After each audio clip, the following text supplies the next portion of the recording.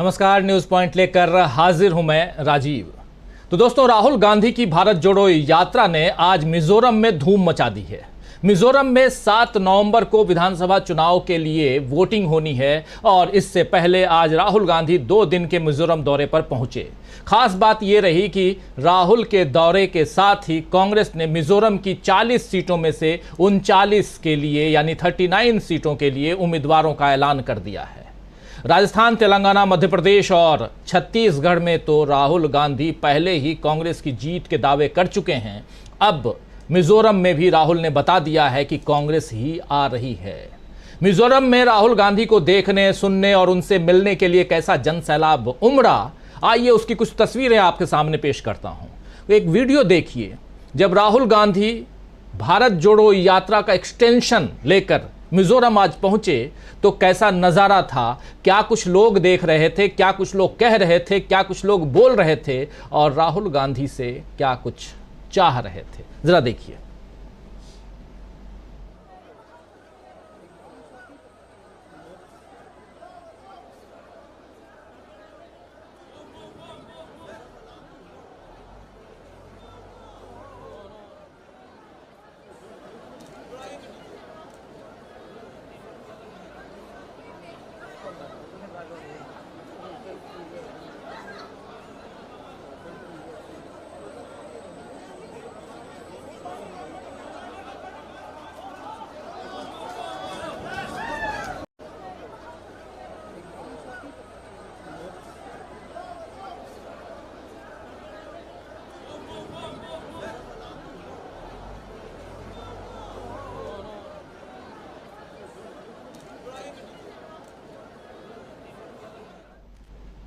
तो आप देख रहे थे राहुल गांधी को। ये लड़की जो है ये राहुल गांधी से मिलकर रोने लगी।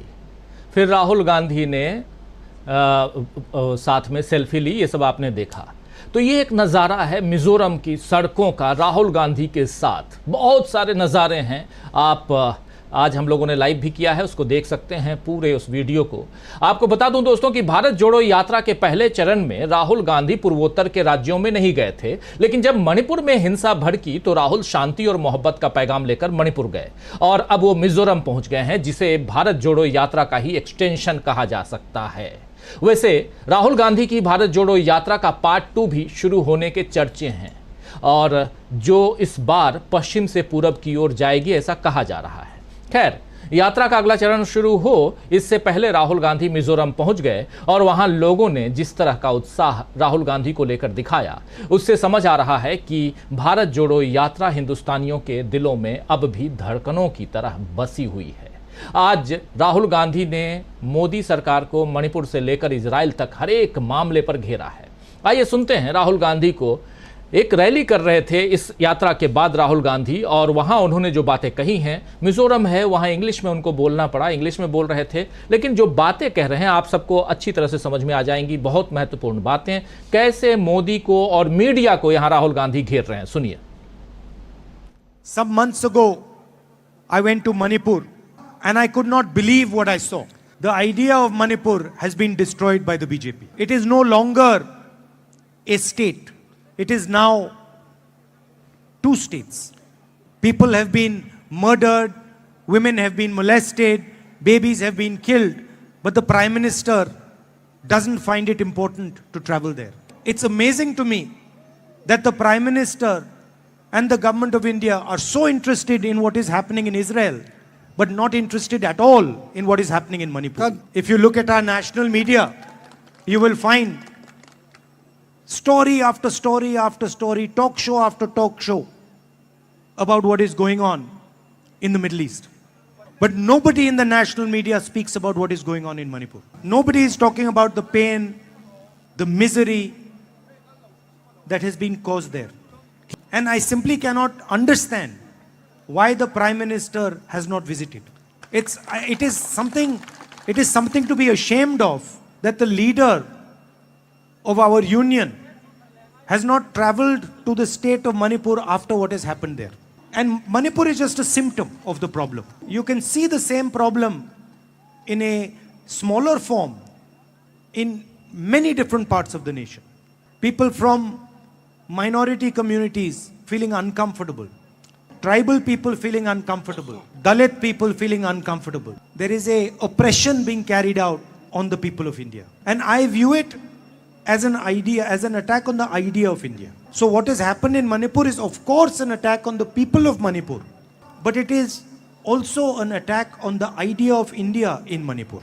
It is the duty of every single Indian to protect every single religion, every single culture, every single language, every single tradition of this country. तो सुन रहे थे आप राहुल गांधी को सीधा हमला करते हुए प्रधानमंत्री नरेंद्र मोदी पर, मीडिया पर, और मोदी अभी तक मणिपुर क्यों नहीं आए, ये तमाम बातें। राहुल गांधी चूंकि मणिपुर गए हैं, वहां के हालात जो हैं उसको राहुल गांधी ने समझा है, और आज जो कुछ इजराइल में हो रहा है उसको लेकर भी राहुल गांधी यहां कह रहे हैं कि मीडिया जो है लगातार दिन रात वहां की बात बताता है लेकिन यहां की बात नहीं बता रहा है। ये तमाम बातें यहां राहुल गांधी कह रहे हैं, और साथ ही वहां के लोगों को राहुल गांधी ने बताया कि मिजोरम से उनका जुड़ाव 16 बरस की उम्र से ही है, जो जब वो अपने पिता राजीव गांधी के साथ यहां पहली बार आए थे। जरा देखिए इस वीडियो को। My impression of Mizoram was formed when I was 16 years old, when I came here with my father in 1986. And if I was to describe my impression of the people of Mizoram, I would say gentle, kind, affectionate people. Some months ago, I went to Manipur and I could not believe what I saw. The idea of Manipur has been destroyed by the BJP. And I simply cannot understand why the Prime Minister has not visited. It is some... तो सुन रहे थे आप राजीव गांधी के साथ जब ये 16 साल के थे तब मिजोरम आए थे। 1986 में राजीव गांधी मिजोरम आए थे, और आज 37 साल बाद राहुल गांधी अपने पिता के अंदाज में ही नजर आए, यात्रा करते हुए दिखे। जरा एक वीडियो और दिखाना चाहता हूं। एक तरफ राजीव गांधी, सोनिया गांधी साथ साथ, और दूसरी तरफ राहुल गांधी। जरा उस वीडियो को भी ले आइए।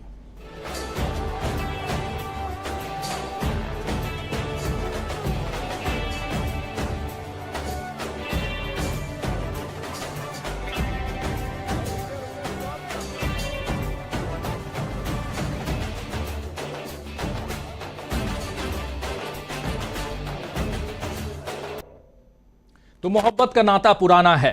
ये वीडियो जो है इसे शेयर किया है कांग्रेस पार्टी ने, और वहीं से साभार हम आपको दिखा रहे थे। राहुल गांधी ने अपनी इस यात्रा के दौरान आज बताया कि भारत जोड़ो के जरिए, भारत जोड़ो यात्रा के जरिए देश में परस्पर सम्मान, सहनशीलता, एक दूसरे के विचारों से सीखना और एक दूसरे के प्रति प्रेम को बढ़ावा दिया जा रहा है, और ये वो विचार हैं जिसे भाजपा वर्तमान में चुनौती दे रही है। तो एक तरफ जहां राहुल गांधी मिजोरम में चुनावी शंखनाद करते हुए बीजेपी पर खूब गरजे आज, तो उधर राजस्थान में कांग्रेस अध्यक्ष मल्लिकार्जुन खड़गे ने मोर्चा संभाला हुआ था। और जिस लाल डायरी का जिक्र आपको याद होगा दोस्तों, लाल डायरी बहुत सुना होगा आपने, और वो भी खासकर प्रधानमंत्री नरेंद्र मोदी अपने अंदाज में। राजस्थान की बात कर रहा हूं। तो जिस लाल डायरी का जिक्र करके मोदी ने अब तक गहलोत सरकार और कांग्रेस को घेरने की कोशिश की, खड़गे ने उसका ऐसा जवाब दे दिया कि अब बीजेपी की बोलती बंद हो सकती है। खड़गे ने मोदी सरकार पर राजस्थान की उपेक्षा करने का आरोप लगाते हुए कहा कि लाल डायरी में यह लिखा है कि आने वाले चुनाव में कांग्रेस पार्टी राजस्थान में अपनी सरकार बनाएगी और 2024 में भी वापस आएगी। जरा सुनिए मल्लिकार्जुन खड़गे को। भाइयों, मोदी जी आके एक भाषण किए थे यहां पर। उन्होंने क्या कहा था कि भाई यहां पर लाल डायरी मिली है, और लाल डायरी मिली है, उसमें क्या क्या घोटाला है मैं बताऊंगा। उन्होंने कहा साहब वो लाल डायरी में क्या लिखा है आपको मालूम? लाल डायरी में लिखा है कि आने वाले चुनाव में कांग्रेस पार्टी राजस्थान में अपनी सरकार बनाएगी। उस डायरी में लिखा है फिर से कांग्रेस आएगी। तो अगर चाहते हैं तो वो लेके जाओ, देखो और एक बार। अरे जो काम हम कर रहे हैं उस काम को देखिए, तुम्हारी लाल डायरी है, पीली डायरी है, काली डायरी है, वो लेके क्या करते हैं? हमने जो काम किया उधर देखो, लेकिन उसकी टीका तो आप नहीं कर सकते। और लोगों से ये कहा आपने कि देखिए ये सरकार जो काम कर रही है और हमारे अशोक गहलोत के नेतृत्व में काम हो रहा है, इसको कितना मार्क्स देना, कितना मार्क्स देना? मैं तो 0 मार्क्स देता हूं, ऐसा मोदी सामने बोला। मैं पूछता हूं, 0 मार्क आप दे रहे हैं, क्या इसके लिए दे रहे हैं कि किसानों को जो हमने फायदा पहुंचाया, उनका कर्ज माफ किया, इसीलिए आप 0 मार्क देना चाहते हो? और उसके अलावा भी आपने जो लोगों को ये कहा कि ये सरकार, तो यहां सीधा हमला करते हुए मल्लिकार्जुन खड़गे सीधे नरेंद्र मोदी पर, और सीधी बात लाल डायरी से लेकर वो लाल डायरी, काली डायरी, पीली डायरी तक आ गए यहां मल्लिकार्जुन खड़गे, और सीधा हमला कर रहे हैं नरेंद्र मोदी पर। तो मिजोरम से लेकर राजस्थान तक आज कांग्रेस ने बीजेपी और मोदी सरकार को बुरी तरह घेर लिया है। इधर मोदी चुनावों के बीच में अपने गरबा गीत को लेकर चर्चा में आ गए हैं। दोस्तों, ये वक्त नवरात्रि का है और इसमें मोदी जी गरबा गीत लिख रहे हैं। मोदी के लिखे हुए गरबा गीत को दिव्य कुमार ने गाया है, जो सोशल मीडिया में चर्चित हुआ है। मोदी ने इस बारे में लिखा है इस पर, एक्स पर, ट्विटर पे, कि मेरे द्वारा कुछ सप्ताह पहले लिखी गई गरबा की एक मनमोहक प्रस्तुति के लिए दिव्य कुमार और जस्ट म्यूजिक की टीम को धन्यवाद। ये कई यादें ताज़ा कर देता है। ये गरबा कर रहे हैं, गरबा लिख रहे हैं आजकल मोदी जी। मोदी के इस नए फन पर अक्षय कुमार, जो एक्टर हैं, जो देश के सबसे बड़े पत्रकार भी कुछ समय पहले हो गए थे, उन्होंने लिखा है कि वाकई शानदार है मोदी जी। सर, अब आप हमारे फील्ड में भी, हम कहां जाएं? सभी को शुभ नवरात्रि। ये कह रहे हैं अक्षय कुमार, एक्टर और बड़े पत्रकार। तो मोदी जी के फकीर, आपने सुना होगा कि वो फकीर कहते थे अपने आप को, सन्यासी कहते थे अपने आप को, चाय बेचने वाला कहते थे। ऐसे कई रूपों को इस देश ने, हम सब ने अब तक देखा है, सुना है। अब गरबा गीतों की दुनिया में भी मोदी जी की एंट्री हो गई है। अक्षय कुमार ने प्रधानमंत्री की इसी कलाकारी की तारीफ की है। वैसे सवाल उठता है कि जो गीत मोदी ने बहुत पहले लिखा था, उसे इसी नवरात्रि में क्यों पेश किया गया? क्या इसके पीछे जो है कोई चुनावी संबंध है? इसका कोई राजनीति से कोई लेना देना है? सवाल यह भी है कि कलाकारों में जैसी संवेदनशीलता होती है और एक जन नेता में जैसी संवेदनशीलता होनी चाहिए, क्या मोदी उस पर खरे उतर पा रहे हैं? राहुल ने जो सवाल मिजोरम में उठाया है कि इजराइल की फिक्र मोदी जी को है, लेकिन मणिपुर की क्यों नहीं है, क्या इसका जवाब मोदी जी के पास है? तो आइए दोस्तों, आज न्यूज पॉइंट में इन्हीं सवालों पर चर्चा करेंगे और समझने की कोशिश करेंगे कि क्या राहुल गांधी के मिजोरम दौरे से अब पूर्वोत्तर में बीजेपी पर कांग्रेस हावी हो जाएगी? क्या इस बार के चुनाव में कांग्रेस करेगी बीजेपी का सूपड़ा साफ? बड़ा सवाल है। और मोदी पर और मीडिया पर राहुल गांधी ने कैसे हमला बोला है, यह उसकी एक बानगी आपके सामने हम पेश कर चुके हैं, उस पर भी चर्चा करेंगे। आइए चर्चा की शुरुआत करते हैं। हमारे साथ कुछ वरिष्ठ साथी जुड़े हुए हैं, उन सबसे आपका परिचय करवाता हूं। देखिए, इस वक्त हमारे साथ 7 वरिष्ठ साथी जुड़े हुए हैं। हमारे साथ प्रोफेसर अखिल स्वामी जी हैं, हमारे साथ सुनील शुक्ला जी जुड़े हुए हैं, हमारे साथ डॉक्टर प्रकाश हिंदुस्तानी जी हैं, विजय शंकर सिंह साहब हैं, रिटायर्ड IPS ऑफिसर, हमारे साथ वरिष्ठ पत्रकार संजय कुमार सिंह साहब हैं, हमारे साथ हमारे ऑनलाइन एडिटर अमलेंदु उपाध्याय जी हैं, और इधर स्टूडियो में हमारे साथी वरिष्ठ पत्रकार, वरिष्ठ साथी शकील अख्तर जी हैं। आप सातों का स्वागत करता हूं, इस्तकबाल करता हूं, और स्वागत इस्तकबाल आप तमाम दोस्त साथी शुभचिंतक आप सबका जो अब तक जुड़ चुके हैं, जुड़ने वाले हैं। कार्यक्रम की शुरुआत करूं, और बहुत सारी बातें, शुरुआत तो हो चुकी है, बहुत सारी बातें, बहुत सारे सवाल आप लोगों के बीच लेकर आऊं, लेकिन उससे पहले एक सूचना भी और धन्यवाद ज्ञापन भी कि आप लोगों के कारण आज DB लाइव 40 लाख सब्सक्राइबर वाला चैनल हो गया है। 4 मिलियन से ज़्यादा सब्सक्राइबर आपके इस चहेते चैनल का। और अभी थोड़ी देर पहले स्टूडियो में हम लोगों ने इसको सेलिब्रेट किया, बहुत छोटा सा सेलिब्रेशन। क्या, केक काट लिए, कुछ बातें हो गई। उस वीडियो को दिखाकर एक शेयर करना चाहता हूं आप लोगों के सामने, और फिर सीधे आएंगे प्रोफेसर अखिल स्वामी जी के पास और आप तमाम लोगों के पास। हमारे तमाम साथी जो जुड़े हुए हैं उन सबको भी आप सबकी शुभकामनाएं, आप सबकी मेहनत भी। इसलिए आप सबकी मेहनत कह रहा हूं क्योंकि 1.5 घंटे 2-2 घंटे इस कार्यक्रम को देखते हैं, दूसरे कार्यक्रम को भी देखते हैं आप लोग, इतना प्यार देते हैं, इतना हौसला अफजाई करते हैं, उसके लिए बहुत शुक्रिया अदा करता हूं। 40 को जल्दी से 50 पहुंचाना है, लेकिन उससे पहले इस छोटे से वीडियो को देखिए।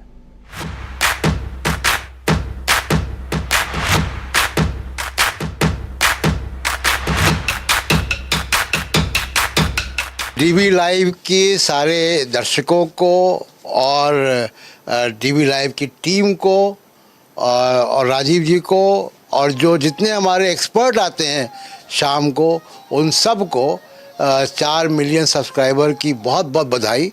और ये संकेत है कि देश की जनता कैसी पत्रकारिता चाहती है और कैसी पत्रकारिता को पसंद कर रही है। बहुत बहुत शुक्रिया हमारे तमाम जो दर्शक हैं, आप सबको, जिनके कारण आज 4 मिलियन का ये जो माइलस्टोन है हमने पार कर लिया है। और अब आज ही हम चर्चा कर रहे थे कि अब 5 मिलियन की तरफ जल्दी से बढ़ना है, और ये चुनाव सामने है। इस चुनाव के दौरान अगर 5 मिलियन आप लोग कर दें तो इससे बेहतर और क्या हो सकता है। और बहुत बधाई देता हूं पूरी टीम को जो यहाँ है। आधी टीम यहाँ है, आधी टीम नहीं है, लेकिन बहुत बहुत शुभकामनाएं, बहुत बधाई। और आप सबका भी बहुत शुक्रिया, आप तमाम साथी जो लगातार इतना भरोसा करते हैं। और जैसा प्रशांत टंडन जी कह रहे थे कि वो भरोसा अब डिजिटल प्लेटफॉर्म की तरफ बढ़ता जा रहा है। लिंदु जी, एक छोटा सा गाना हमारे साथियों के लिए आप पेश कर दीजिए। और ऐसे भी, क्योंकि आप तो पर्दे के पीछे गाते हैं, आज पर्दे के सामने अगर गाएं तो इससे बेहतर और क्या होगा। जीवन चलने का नाम, चलते रहो सुबह हो शाम, वो जीवन कट जाएगा मित्रा, ये जीवन कट जाएगा मित्रा, जीवन चलने का नाम। तो सुन रहे थे आप अमलेंदु जी का गाना भी आप लोगों के बीच हमने पेश कर दिया। ये बहुत आनंद फानंद में हमारे तमाम साथी जो इस वक्त बने हुए हैं आप लोगों के साथ, और जो साथी हमारे जो दर्शक साथी जो बने हुए हैं आप सबके साथ इस 4 मिलियन सेलिब्रेशन को हम हमेशा ही ऐसे ही 4 को 5, 5 को 6 बनाइए। और आपसे बेहतर कौन हमारे लिए इस सफ़र में साथी हो सकता है, सहभागी हो सकता है। अब सीधा आना चाहता हूं प्रोफेसर अखिल स्वामी जी आपके पास, आपसे ज़रा समझूं राजनीति की बात कर रहे हैं हम। राहुल गांधी से शुरुआत करते हैं, और सबसे बड़ी बात यहां पर ये कि राहुल गांधी 37 साल पुरानी बात भी याद कर रहे हैं जब वो 16 साल के थे, लेकिन सीधा हमला मिजोरम में। अब मिजोरम से क्या पैगाम आप देखते हैं राहुल गांधी का, और जो बातें वो कह रहे हैं सीधे मोदी जी के ऊपर, सीधे मीडिया के ऊपर। और उधर जब राजस्थान में हम लाल किताब की बात, लाल डायरी की बात देख रहे थे, तो वहां खड़गे साहब, कितनी बड़ी चुनौती यहां कांग्रेस पेश कर रही है प्रोफेसर अखिल स्वामी जी। नहीं, ये टिप्पणी करूं उससे पहले मैं एक चीज ये कहना चाहता हूं। देखिए, आपके जो प्रबुद्ध श्रोता हैं, तो आपने केक काटा, आप लोगों ने सेलिब्रेट कर लिया, पैनलिस्ट को भी बुला लेते। और जो आपके प्रबुद्ध दर्शक हैं वो ये आश्वासन देंगे कि 5 लाख भी 1 महीने के अंदर कर देंगे, लेकिन उसके बाद जो अच्छे आपके दर्शक हैं जो हमेशा आपका साथ देते हैं, ये केक जब काटिए तो उनको भी बुलाइए। ये तो, और जो हम पैनलिस्ट हैं उनको भी बुलाइए। खैर, देखिए, असली मुद्दा राजीव जी ये है, जो बात हमेशा से हम कहते आए, ये दल, ये पार्टी देश को एकजुट नहीं रख सकती। ये लोग सत्ता में रहे, इन्होंने देश को इतने टुकड़ों में बांट दिया है। जो आज राहुल गांधी ने कहा है वो बिल्कुल मिजोरम में स्पष्ट बात है। देखिए, आप खुद सोचिए, आपके जो ब्रदरहुड के, आपकी फ्रेटर्निटी के लोग हैं, इजराइल चले गए हैं 4-5 लाख रुपए खर्च करके, टिकट कटा के, वीजा लेके। उनमें भी इतनी हिम्मत नहीं है कि अपने देश के मणिपुर चले जाएं।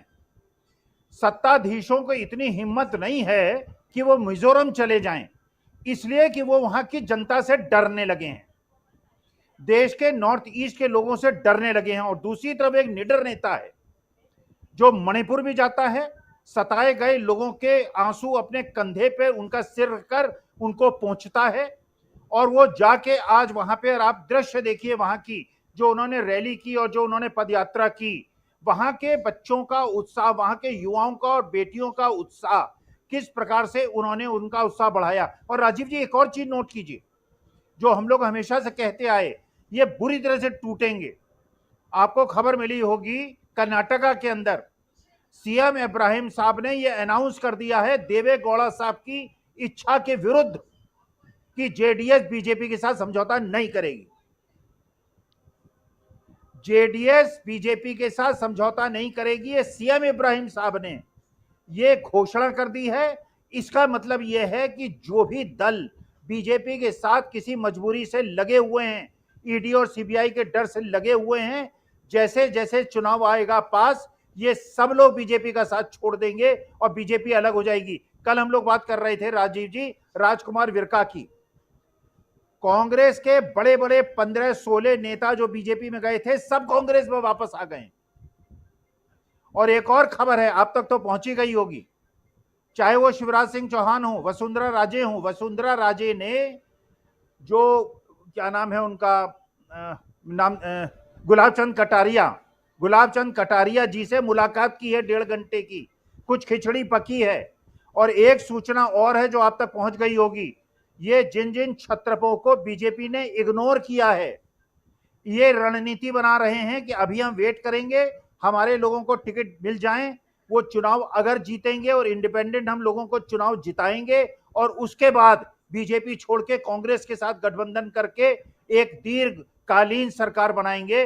क्योंकि जिस प्रकार से गुजरात लॉबी ने राजस्थान की अस्मिता को ललकारा है, मध्य प्रदेश की अस्मिता को ललकारा है, तेलंगाना की और मिजोरम की अस्मिता को ललकारा है, छत्तीसगढ़ की अस्मिता को ललकारा है, तो ये सभी क्षेत्रीय जो वहां की अस्मिताएं हैं और जो अपने प्रदेश के प्रति एक हम लोगों की कर्तव्य निष्ठा है, उसको इस प्रकार से इन्होंने उत्तेजित किया है, उन्होंने आतंकित किया है और उसको चैलेंज किया है, उसका फल मिलेगा। देश को अगर एक को संगठित रखना है, एकजुट रखना है, तो हमें ऐसे नेता की आवश्यकता है जो देश के किसी भी कोने में 142 करोड़ लोगों के जब आंसू बहें तो वहां पहुंच जाए। आज की तारीख में राजीव जी, वो नेता केवल राहुल गांधी है, जो हर वर्ग के साथ जा सकता है, हर समाज के साथ जा सकता है, हिंदू, मुसलमान, सिख, ईसाई, जैन, पारसी, एम्बेडकराइट्स, द्रविडियंस, कहीं भी जा सकता है और लोग उसका स्वागत करते हैं। वो नहीं है जो केवल फर्जी और ढोंगी सलातनियों के पास जा सकता है, बाकी किसी के पास जाने की उसकी हिम्मत नहीं है। तो इसलिए देश को एकजुट अगर रखना है तो ऐसी शक्तियों का साथ, और ये देश समझ गया है, देश के हर भाग समझ गया है, देश को एकजुट रखना है तो ये देश को तोड़ने वाली जो शक्तियां हैं, इनको अलग थलग राजीव जी करना पड़ेगा। जी बिल्कुल, तोड़ने वाली शक्तियों को अलग थलग करना होगा, देश को एकजुट रखना होगा, और चुनाव इसी एकजुटता का एक प्रतीक के रूप में माना जाता है, क्योंकि आप सब मिल करके जाते हैं, वोट देते हैं और अपनी सरकार बनाते हैं। तो चुनाव का वक्त है और 5 राज्यों में जहां से भी आप हमारे साथ जुड़े हुए हैं, सबसे पहले आप सुनिश्चित कीजिए कि वोटर लिस्ट में आपका नाम हो और वोटिंग के दिन जरूर जाइए। आप जानते हैं कि 7 तारीख से वोटिंग शुरू हो रही है। पहला चुनाव 7 तारीख को है, 7 नवंबर को है, और वो चुनाव मिजोरम और छत्तीसगढ़ में है। छत्तीसगढ़ का पहला पार्ट चुनाव जो 2 भाग में है छत्तीसगढ़ में, और दूसरा 17 तारीख को, और 17 तारीख को भी 2 चुनाव हैं, एक छत्तीसगढ़ में और एक मध्य प्रदेश में। इसके बाद 25 तारीख को राजस्थान और 30 को तेलंगाना में। तेलंगाना में क्या कुछ होगा इस पर भी हम चर्चा करेंगे, लेकिन इधर शकील अख्तर जी आपके पास सीधे आना चाहता हूं। जो बातें यहां कह रहे थे प्रोफेसर अखिल स्वामी जी, लेकिन उससे पहले जो तस्वीर हम मिजोरम से देख रहे हैं, और कांग्रेस आप कवर करते हैं, कांग्रेस को बहुत नजदीक से देखते हैं, इसलिए भी आपसे समझना चाहता हूं कि कांग्रेस क्या कुछ स्ट्रेटेजी बनाकर, और जो हम लिख भी रहे हैं कि कांग्रेस करेगी बीजेपी का सूपड़ा साफ। यहां सूपड़ा साफ वर्ड इसलिए लिख रहे हैं क्योंकि अब राहुल गांधी ने यह ऐलान कर दिया है कि हम मिजोरम भी जीतने जा रहे हैं। कितना दम इसमें आप देख रहे हैं कि मिजोरम भी राहुल गांधी कह रहे हैं कि हम ही जीतेंगे, तेलंगाना भी अब कह रहे हैं कि हम ही जीतेंगे, और उधर से राजस्थान से हुंकार भर रहे हैं मल्लिकार्जुन खड़गे। राजीव जी, ठीक आज ही के दिन 1 सप्ताह पहले यहीं बैठकर हम लोगों ने बात की थी और बताया था कि राहुल गांधी ने आज अपनी प्रेस कॉन्फ्रेंस में अनाउंस किया है कि मैं मिजोरम भी जा रहा हूं, और ठीक 1 हफ्ते बाद आज वो मिजोरम पहुंच गए। 2 दिन के दौरे पर, और वहाँ पे जैसा उनका अभूतपूर्व स्वागत हुआ इसकी किसी ने कल्पना भी नहीं की थी। स्वागत क्यों हुआ? वो इसलिए हुआ कि राहुल इससे पहले पड़ोसी राज्य मणिपुर के दौरे पर गए थे और वहाँ पे जाने वाले वो पहले नेता थे और प्रधानमंत्री अभी तक वहाँ नहीं गए। राहुल गांधी ने आज बोला भी इसके ऊपर कि जब मैं मणिपुर गया और जो मैंने वहाँ देखा उसको शब्दों में बयान नहीं कर सकता, और ये बात सही है। लेकिन उन्होंने थोड़ा सा बताया कि किस तरह महिलाओं के साथ दुर्व्यवहार हुआ, मॉलेस्टेशन हुआ, बच्चों को, बेबीज़ को मारा गया, लोगों को लूटा गया, और किस तरह से वहाँ पे गृह युद्ध की स्थिति बन गई है। राहुल गांधी ने आज मणिपुर के बारे में जो कुछ बताया है उसके बारे में एक बार हमारी सरकार को फिर से सोचना चाहिए। और राहुल ने कहा भी कि आप मणिपुर की तरफ नहीं देख रहे हैं, वहाँ नहीं जा रहे हैं, और आपकी सारी चिंताएं इजराइल को लेकर हैं। उन्होंने गोदी मीडिया पर भी बहुत तगड़ा प्रहार किया है, बहुत करारा प्रहार किया है। इसको हमारी मेन स्ट्रीम मीडिया जिसे हम कहते हैं उसको एक बार सोचना चाहिए और देखना चाहिए कि आप मणिपुर नहीं जा रहे हैं लेकिन आप इजराइल जा रहे हैं। और यहाँ एक बात हम और स्पष्ट कर दें, बहुत सारे दोस्त कहते हैं, बताते हैं कि युद्ध क्षेत्र में कोई भी पत्रकार स्वयं से नहीं जाता है, नहीं जा सकता है, किसी भी तरह वो अलाउ नहीं होता है। युद्ध क्षेत्र जो होता है वो पूरा का पूरा सेनाओं के कब्जे में होता है जी। तो इससे पहले यूक्रेन में भी और अभी इजराइल में भी जो हमारे मेन मीडिया के साथी गए हैं वह वहाँ की सरकार द्वारा ले जाए गए हैं। इजराइल जो गए हैं वो इजराइल की सरकार द्वारा, यूक्रेन जो गए थे यूक्रेन की सरकार द्वारा वही सारी फैसिलिटीज़ जो है देती हैं। और एक ब्रीफिंग होती है जिस ब्रीफिंग में हम लोगों को बताया जाता है कि आज ये हुआ, और वही ब्रीफिंग हमारी जानकारी का आधार होता है। तो ये कहना एक अपने दर्शकों के साथ थोड़ा सा धोखा है, गलत व्याख्या हो जाती है कि हम खुद से वहाँ गए हैं, अपने तरीके से हम युद्ध कवर कर रहे हैं। युद्ध कवर नहीं किया जा सकता, न युद्ध कवर इस तरह से किया जाता है जी। दूसरी बात कि जो आज राहुल गांधी का स्वागत मिजोरम में हुआ है उसका एक सबसे बड़ा कारण ये है कि मिजोरम और मणिपुर दोनों लगे हुए हैं। मणिपुर में जो कुछ हुआ उसका दर्द, उसकी तकलीफ मिजोरम के लोगों ने भी भोगी है। मणिपुर के लोगों का बड़ा हिस्सा यहाँ पे विस्थापित होकर आया है और आज मिजोरम के लोग उनको शरण दे रहे हैं। तो मिजोरम के लोग उस दर्द को समझते हैं, पूरा नॉर्थ ईस्ट उस दर्द को समझता है। इस मणिपुर को ये ऐसे तथ्य हैं जो लोग बताते नहीं हैं। 1947 में ये हमारे साथ नहीं जुड़ा था, भारत के साथ। मणिपुर को 1949 में नेहरू ने भारत के साथ जोड़ा था। कई बार ये सवाल होता है कि क्या बीजेपी की सरकार जो है उस बात का बदला नेहरू से ले रही है कि तुम मणिपुर को क्यों लाए थे। आज पूरी दुनिया में कोई सी जगह ऐसी नहीं है जहां मणिपुर को लेकर चर्चा नहीं हो रही हो, और हमारे लोगों को, अभी हमारी सरकार को करना पड़ा, अभी हमारे लोकसभा अध्यक्ष को कहना पड़ा कि भाई देखिए दूसरे देशों के मामले में आप दखल न दीजिए। यूरोपियन यूनियन के अध्यक्ष से उन्होंने कहा, जो P20 की मीटिंग थी यहाँ पे अभी दिल्ली में जो हुई उसमें उन्हें कहना पड़ा। लेकिन हमारी सरकार ये नहीं देख रही है कि वो स्थिति ये क्यों ला रही है जी।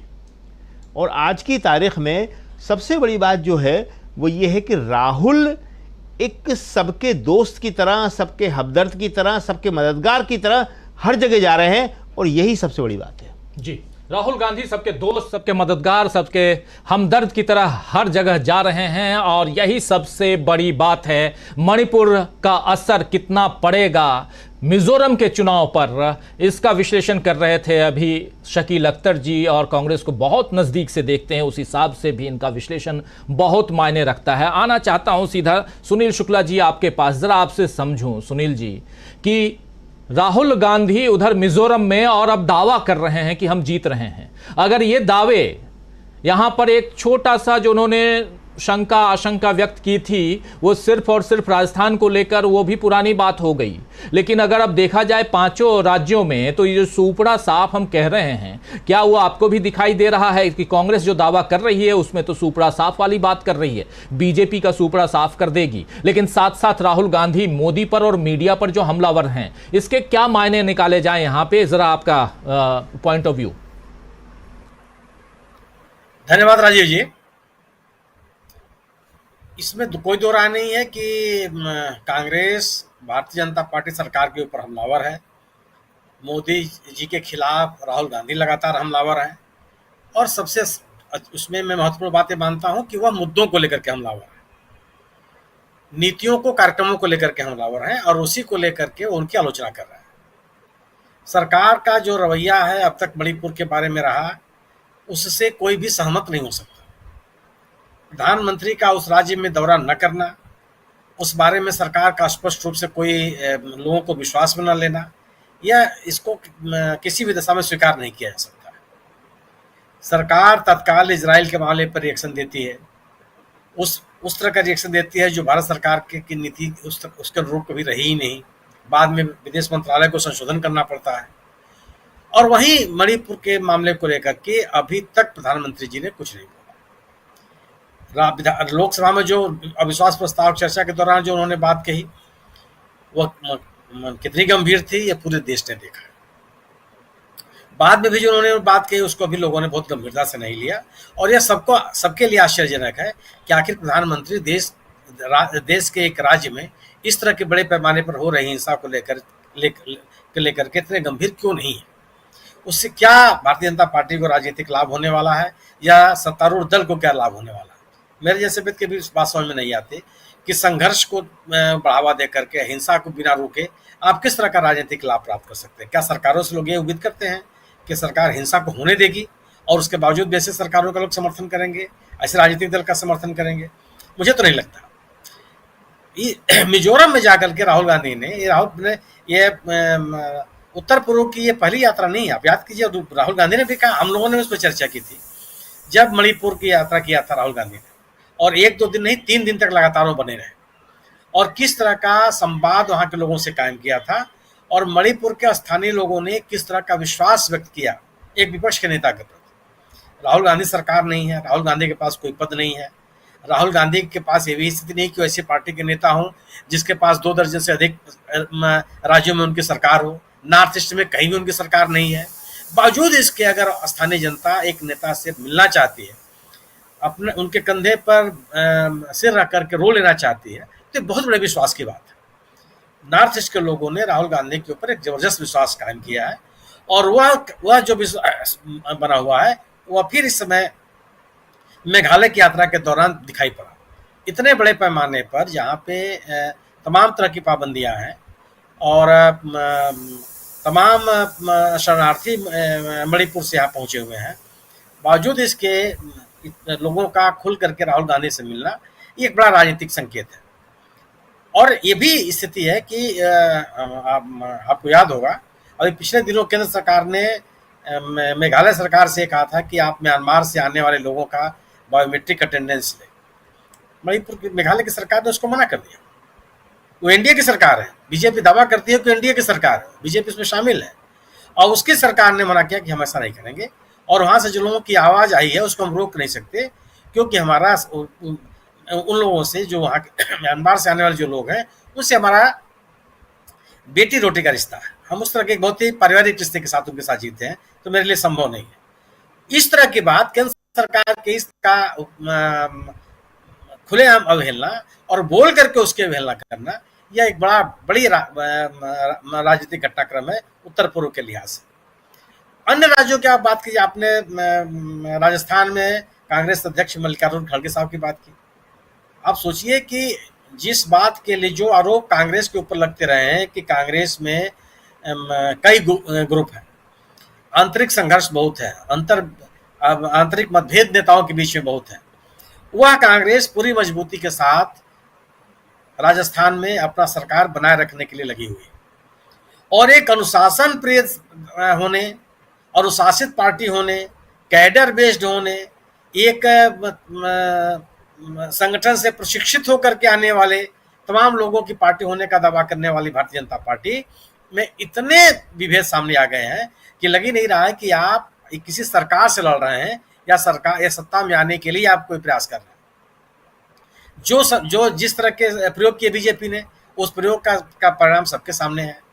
मेरे जैसे मैं मानता हूं कि मोदी जी एक बड़े नेता हैं, उनका व्यापक जन समर्थन है, लेकिन मोदी जी हर राज्य में जाकर बीजेपी को चुनाव जिता देंगे, इसको स्वीकार करने में असुविधा है। और भारतीय जनता पार्टी जैसी पार्टी जहां जिसके पास वसुंधरा राजे जैसी नेता जिनकी अपील पूरे राज्य में है, उसकी इस कदर अवहेलना, जबकि स्थानीय नेताओं की अवहेलना का परिणाम भारतीय जनता पार्टी देख चुकी है। और ऐसे में आप जिस नेता के पास लोगों को जोड़े रखने, कार्यकर्ताओं को सक्रिय करने, जन समर्थन के लिए लोगों को अपने तरफ आकर्षित करने, विभिन्न समुदायों में सीधा कनेक्ट रखने का एक व्यापक राजनीतिक अनुभव है, ऐसे नेता को ये पार्टी किनारे रखे हुए, क्या उसको राजनीतिक फायदा इससे मिलने वाला है, ये तो भारतीय जनता पार्टी के लोग बता सकते हैं। लेकिन जहां तक मेरी अपनी समझ है, इससे भारतीय जनता पार्टी को बहुत बड़ा नुकसान है। अगर एक वर्तमान सांसद को स्थानीय लोग काला झंडा दिखावें और गो बैक के नारे लगावें, यह एक सामान्य घटना नहीं हो सकती।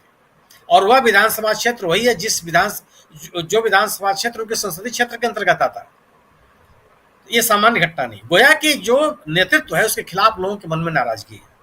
और राजस्थान, मध्य प्रदेश, छत्तीसगढ़ में जिस तरह से भारतीय जनता पार्टी बिखरी हुई है, लोगों को आकर्षित करने में विफल है, स्थानीय नेतृत्व का जिस तरीके से वह अवहेलना कर रही है और अपने गवर्नेंस की बात नहीं कर रही है, मुझे नहीं लगता कि भारतीय जनता पार्टी के सामने कांग्रेस ने जो राजनीतिक चुनौती प्रस्तुत की है उसका कोई काट उसके पास है।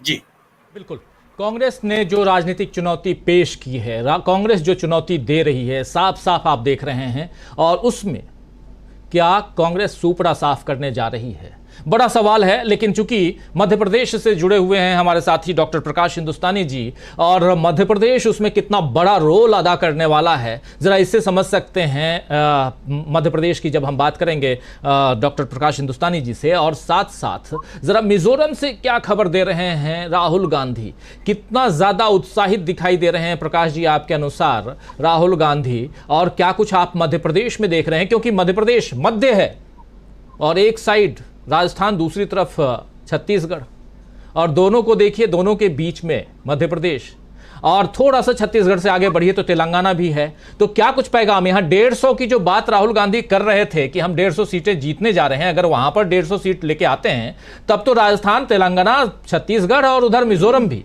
सब इनके हाथ में है, और फिर तो सुपड़ा साफ है, ऐसा माना जाए। लेकिन उससे पहले धरातल पर क्या कुछ है, जरा बताइए।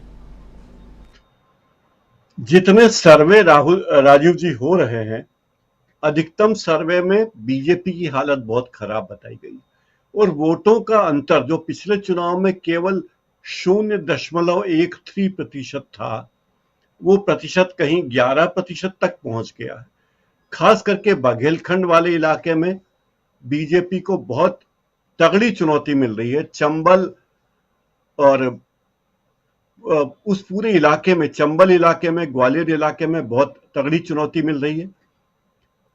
बड़ी मुश्किल बीजेपी के सामने यह है कि कब तक प्रधानमंत्री जी के चेहरे को सामने रखकर वो अपनी बात कहें। अभी कांग्रेस ने केवल 144 सीटों की ही घोषणा की है, बाकी उम्मीदवारों के नाम का ऐलान होना है, लेकिन उसमें भी बीजेपी प्रेरित मीडिया कह रहा है कि कांग्रेस में कितना ज्यादा बिखराव है, क्या क्या है। लेकिन एक बात है, कांग्रेस ने मध्य प्रदेश में जो सीटों का वितरण किया, टिकट दिए हैं, उन टिकटों में ओबीसी वर्ग का पूरा ध्यान रखा गया है, एससी वर्ग का ध्यान रखा है, एसटी वर्ग का ध्यान रखा, और महिलाओं के लिए सबसे ज्यादा टिकट कांग्रेस ने इस बार दिए हैं। कांग्रेस की महिला उम्मीदवार सामने है। दूसरी तरफ लोग देखते हैं, कईयों का मानना है कि बीजेपी मध्य प्रदेश में जैसे चुनाव लड़ रही है, लगता है कि ये पार्टी नहीं बिग बॉस का घर है। जैसे बिग बॉस के घर में सभी लोग होते हैं, चोर भी उसमें होते हैं, अपराधी भी होते हैं, हत्यारे भी होते हैं, जो कोई सजायाफ्ता है, कोई कहीं से छूट के आया है, कोई आपराधिक मामले में है। तो बिग बॉस का घर लगता है लोगों को, और लोग कह रहे हैं कि बीजेपी जो बिग बॉस के घर की तरह है, जिसमें कोई किसी की नहीं सुनता। और बिग बॉस एक ही है जिसकी आवाज दिल्ली से आती है और उसके चेहरे के सामने ही उसी की आवाज के अनुसार उन्हें काम करना पड़ता है। बिग बॉस में जो जिन लोगों ने देखा होगा वो जानते हैं कि बिग बॉस आदेश देता है दो लोगों को कि आप उसके खिलाफ षड्यंत्र करो, और वैसा षड्यंत्र होने लगता है। ये सारी चीजें लोग महसूस करते हैं, इसीलिए इस तरह की उपमा दी जा रही है। मिजोरम के बारे में राहुल गांधी ने जो बात की है, जिस तरह वो गए हैं, एक अच्छा संदेश जाता है। इस तरह की यात्राएं तो प्रधानमंत्री को और गृह मंत्री को करनी चाहिए और लोगों से खुलकर मिलना चाहिए, बगैर सुरक्षा के, बगैर भोजन भंडारे के, बगैर होटल का खाना मंगवाए किसी घर में जाने का नाटक किए, सीधे सीधे लोगों से मिल लेना चाहिए। कोई जरूरी नहीं कि आप किसी के घर जाएं और होटल का खाना मंगवा के उसके घर में खाएं, ये बहुत ही ठीक बात नहीं लगती। लेकिन जिस तरह से कांग्रेस में एकता नजर आ रही है, लोगों ने, कांग्रेस के नेताओं ने एक छत्र नेता मान लिया कमलनाथ को मध्य प्रदेश में, उससे बीजेपी को खतरा महसूस हो रहा है कि जो कांग्रेस पिछले चुनाव में 3 नेताओं को लेकर आई थी, इस चुनाव में वो एक इकलौते नेता को लेकर आई है, तो क्या हाल होगा। और दूसरी तरफ बीजेपी 8 मुख्यमंत्री मैदान में खड़ा किए हुए है, तो उन 8 उम्मीदवारों का क्या होगा। उसमें से एक उम्मीदवार तो आज आशाराम बापू के आश्रम में भी गए और वहां उन्होंने गाना गाया, ये बंधन तो प्यार का बंधन है, कैलाश विजयवर्गीय जी। तो अब ये समझ में नहीं आता कि ये बंधन, प्यार का बंधन किसका है, क्या आशाराम बापू का और बीजेपी का बंधन है या किसका बंधन है। तो बड़ी विचित्र बातें हो रही है। मनोरंजन के पूरे क्षण मौजूद हैं यहाँ, क्योंकि जिस तरह की के हालात हैं। दूसरी बात, ये कमलनाथ हमेशा कहते हैं कि मध्य प्रदेश के मुख्यमंत्री शिवराज सिंह चौहान कलाकार हैं, वो राजनीतिज्ञ नहीं है। तो इसीलिए उन्होंने कलाकार के सामने कलाकार को, टीवी सीरियल के कलाकार को खड़ा कर दिया है, जिन्होंने बजरंगबली की भूमिका निभाई थी। तो अब कलाकार के सामने कलाकार है और नेता जनता के बीच में है। मिजोरम में, मणिपुर में थे इसके पहले, और मध्य प्रदेश में भी थे। अभी तो ये झांकी है, मुझे लगता है मुख्य खेल अभी बाकी है राजीव जी। जब असल में भारत जोड़ो यात्रा शुरू हो जाएगी, पार्ट 2, असल में भारत जोड़ो यात्रा एक बार अगर औपचारिक रूप से शुरू हो गई, तब जो माहौल बनेगा उसकी कल्पना अभी नहीं की जा सकती, लेकिन बाद में पता चलेगा कि उसका क्या असर रहा। राजीव जी, वो कलाकार कौन है, वो हनुमान कौन है, आइए जरा देख लेते हैं। कल ही हमने दिखाया था, जरा एक बार फिर से, कि हनुमान जी जो हैं वो अब शिवराज सिंह चौहान के सामने हुंकार भरते हुए नजर आएंगे। और बहुत शानदार वीडियो है। उस वीडियो में ये बताया जा रहा है कि तुमने, बजरंगबली जी, आपने, राम जी कह रहे हैं कि कर्नाटक में जो काम कर लिया, अब भक्त कमलनाथ की मदद करो, चलो मध्य प्रदेश आओ। जरा उस वीडियो को देखते हैं और उसके बाद सीधा आना चाहता हूं प्रशांत टंडन जी आपके पास, आपसे भी समझूं कि इस वीडियो से इतर राहुल गांधी जो बात कर रहे हैं, जिसकी शुरुआत में हमने चर्चा की भी है, वहां से लेकर मतलब मिजोरम से लेकर तेलंगाना तक, वाया मध्य प्रदेश, छत्तीसगढ़, राजस्थान, क्या कुछ है आपका नजरिया उस पर। लेकिन पहले देखिए हनुमान जी को।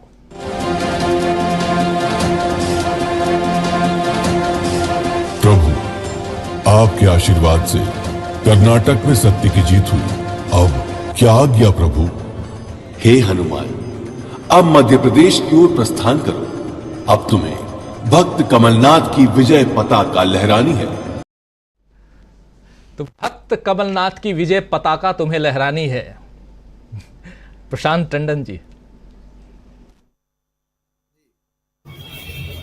बात मिजोरम से शुरू करते हैं, और इन पे तो कल हम लोग बात कर चुके हैं। शिवराज सिंह चौहान का मुकाबला किससे होगा। देखिए, मिजोरम राजनीति के अलावा राहुल गांधी का जाना वहाँ क्यों महत्वपूर्ण है कि उत्तर पूर्व के राज्य भौगोलिक रूप से थोड़ा कटे हुए हैं बाकी भारत के हिस्से से, और वहाँ कोई जाता नहीं है। अभी आप देखिए कि मणिपुर में इतना कुछ हो गया और अभी भी लगातार हो रहा है, लेकिन सरकार की तरफ से लोग नहीं गए, राहुल गांधी जरूर गए। तो मिजोरम में चुनाव प्रचार में जाना, सड़कों पे घूमना एक इस देश की एकता के लिए ही बहुत आवश्यक है कि जो राजनीतिक प्रक्रिया है वो देश की एकता को भी मिलती है, और ये बाकी पार्टियों को भी वहाँ जाना चाहिए, प्रधानमंत्री को भी वहाँ जाना चाहिए। मुझे लगता है कि शायद मणिपुर की वजह से करनी ना काटें और जाएं भी। दूसरा कि देखिए, मिजोरम में खास बात यह है कि जो मौजूदा एमएनएफ सरकार है उसके खिलाफ ज़बरदस्त वहाँ एंटी इनकम्बेंसी है, और दिक्कत वहाँ पे क्या है कि एक नया मोर्चा वहाँ पे आ गया है जो कि वहाँ की क्षेत्रीय दलों का गठबंधन है, ZPM। अब ये ZPM पिछली बार इलेक्शन में आया और उसको 8 सीटें उन्होंने जीत ली और पहली बार आए, और वो सीटें कांग्रेस के दम पर जीती। सारी सीटें ZPM ने कांग्रेस के वोट से लेकर जीती, और इस बार भी अगर MNF के खिलाफ, मिजो नेशनल फ्रंट के खिलाफ अगर एंटी इनकम्बेंसी है तो ये तीसरा जो फैक्टर है वो एक काम कर रहा है वहाँ पे। राहुल गांधी की इस यात्रा से हो सकता है कि वो तीसरा फैक्टर न्यूट्रलाइज हो जाए। तो जो कांग्रेस के पक्ष में एक आंशिक बढ़त अभी दिख रही है, वो आंशिक बढ़त अब बड़ी बढ़त हो जाए और सरकार बनाने की स्थिति में मिजोरम में कांग्रेस आ जाए। मणिपुर का भी एक स्पिल ओवर मिजोरम में रहेगा क्योंकि सीमा लगती है, लोग मिलते हैं, संस्कृति भी एक जैसी है लगभग। वो सेंटीमेंट मिजोरम में रहेगा, और अगर वो सेंटीमेंट रहता है और राहुल गांधी की आज की और 2 दिन की यात्रा जो है, जिस तरीके से आप तस्वीरें दिखा रहे हैं, सड़कों पे भीड़ है और राहुल गांधी को से मिलने के लिए लोग बेताब हैं, तो उससे लग रहा है कि मिजोरम क्योंकि छोटा राज्य है और वहाँ खबरें सोशल मीडिया से पहुँच चुकी होंगी इस तरीके के वीडियो बहुत आराम से, तो लगता है कि कांग्रेस इस बार जो है वो अच्छी स्थिति में होनी चाहिए। और एक बात जो कि मध्य प्रदेश, राजस्थान और छत्तीसगढ़ में जो हम लोग कल भी चर्चा कर रहे थे कि बीजेपी की एक रणनीति है, और बीजेपी की रणनीति है कि पैराशूट से बड़े नेताओं को दिल्ली से उतारा जाए, यानी मेंबर ऑफ पार्लियामेंट और मंत्रियों को। अब ये मंत्री हार जाते हैं या जीत जाते हैं, दोनों ही सूरत में इन मंत्रियों का या इन मेंबर ऑफ पार्लियामेंट का पॉलिटिकल करियर मुश्किल में या अधर में रहेगा। मान लीजिए कि जीत भी जाए, तो जीत भी जाएंगे तो केंद्रीय मंत्री बने रहेंगे या विधायक बनेंगे। तो इसलिए ये सारे मंत्रियों को किसी एक खास रणनीति के तहत दिल्ली से विदा किया जा रहा है। कोई एक बीजेपी या नरेंद्र मोदी एक ट्रांसफॉर्मेशन कर रहे हैं पार्टी के अंदर, और ये अभी से नहीं कर रहे, लंबे समय से कर रहे हैं। आप ध्यान दीजिए कि मोदी साहब की कैबिनेट में नितिन गडकरी और राजनाथ सिंह के अलावा एक भी व्यक्ति नहीं है जो अटल बिहारी वाजपेयी के समय का हो। तो ये नया मंत्रिमंडल वो लगभग बना चुके हैं, और इन 2 से भी वो पहली फुर्सत में निजात पा लेंगे। अब यही एक्सपेरिमेंट का एक्सटेंशन हुआ है कि जो भी थोड़े बहुत बीजेपी के अंदर नेता हैं या शख्सियत हैं, उनको इस तरीके से भेजो, जितवाओ या हरवाओ, दोनों स्थिति में उनका राजनीतिक करियर को खत्म कर दो। ये बीजेपी को सोच रहा है कि ये पार्टी के अंदर कुछ चल रहा है, और वो चल ये रहा है कि अगर मतलब एक पॉलिटिशियन है अली अनवर, उनका इंटरव्यू में कर रहा था, और वो ये बात कह रहे हैं कि बीजेपी चुनाव हारने के बाद बीजेपी में कंट्रोल रहे मोदी और अमित शाह का, उसके फंड्स में कंट्रोल रहे, इसके लिए ये सारा कुछ हो रहा है कि पूरी बीजेपी को अपने लोगों से भर दो। और आप देखिए कि इन चुनावों में सुर्खियों में जेपी नड्डा भी कम दिखाई दे रहे हैं, बाकी लोगों को तो बैठा ही दिया गया पवेलियन में, तो ये भी एक चिंता का विषय है बीजेपी के लिए।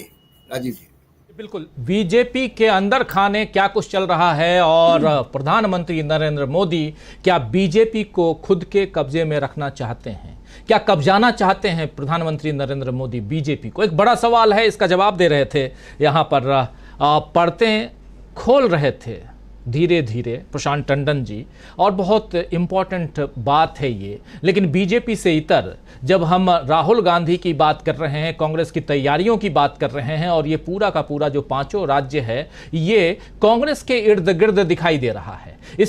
इन 5 राज्यों के चुनाव जो छत्तीसगढ़, मध्य प्रदेश, राजस्थान, तेलंगाना और मिजोरम है, इन 5 राज्यों के चुनाव कांग्रेस के इर्द गिर्द दिखाई और कांग्रेस इसको लीड करते हुए दिखाई दे रही है। संजय कुमार सिंह साहब, आपके पास आना चाहता हूं, कैसे आप देखते हैं किस ढंग से कांग्रेस यहां लीड करती हुई दिखाई दे रही है, और राहुल गांधी आज मिजोरम में जो कुछ कह रहे थे उसका कितना असर दूसरे राज्यों पर पड़ता हुआ दिखाई दे रहा है? क्या इन 5 राज्यों में से जो 4 राज्यों की बात राहुल गांधी करते रहे उसी का असर वहां मिजोरम में राहुल गांधी के उत्साह में दिखाई दिया या कुछ और है? जरा बताइए। बिल्कुल, मैं सबसे पहले तो मुझे ये लग रहा है कि बीजेपी एक मुद्दे की तलाश में है और गंभीरता से तलाश में है। पिछले प्रयास बताते हैं और फैक्ट ये है कि उसको कोई मुद्दा मिल नहीं रहा है, तो वो एक संकट है उसके लिए कि मुद्दा मिल नहीं रहा है और मुद्दे की तलाश में वो कुछ भी कर रहे हैं, वो अपनी जगह है। आमतौर पे जो ये होता है कि जो सत्ता में है उसके खिलाफ माहौल होता ही है। मोदी जी ने डबल इंजन की सरकार और ये वो करके केंद्र और राज्य सरकार में अंतर नहीं छोड़ा है। तो जैसे मणिपुर में हुआ तो केंद्र में बीजेपी की सरकार और मणिपुर में बीजेपी की सरकार, वो डबल इंजन की सरकार थी। उसके बावजूद बीजेपी की सरकार ने लगभग वहां कुछ नहीं किया, या आप कह सकते हैं कि जो होना था वो होने दिया। जैसे भी आप देखिए, दोनों बातें हैं, या तो कुछ नहीं किया या वहां जो लोग जो चाहते थे या बहुसंख्यक लोग जो चाहते थे उसको होने दिया, ये बीजेपी ने होने दिया। तो इसमें एडमिनिस्ट्रेशन या शासन या राजनीति तो कुछ भी नहीं है। इसमें तो यह है कि आप सत्ता में हैं तो जो जिसकी लाठी उसकी भैंस, तो वो आप करने दे रहे हैं या होने दे रहे हैं। तो इसलिए उसके खिलाफ माहौल है बुरी तरह, और देश भर में है, सब जगह है, लोग देख रहे हैं। और वो इसलिए ज्यादा है कि जो वादे आप करके आए थे वो भी असाधारण थे और उनको पूरा करने की कोशिश भी नहीं की गई, कोशिश करते नजर नहीं आए, उनके बारे में किसी ने कोई बात नहीं की और जुमला कह के उसको खत्म कर दिया गया।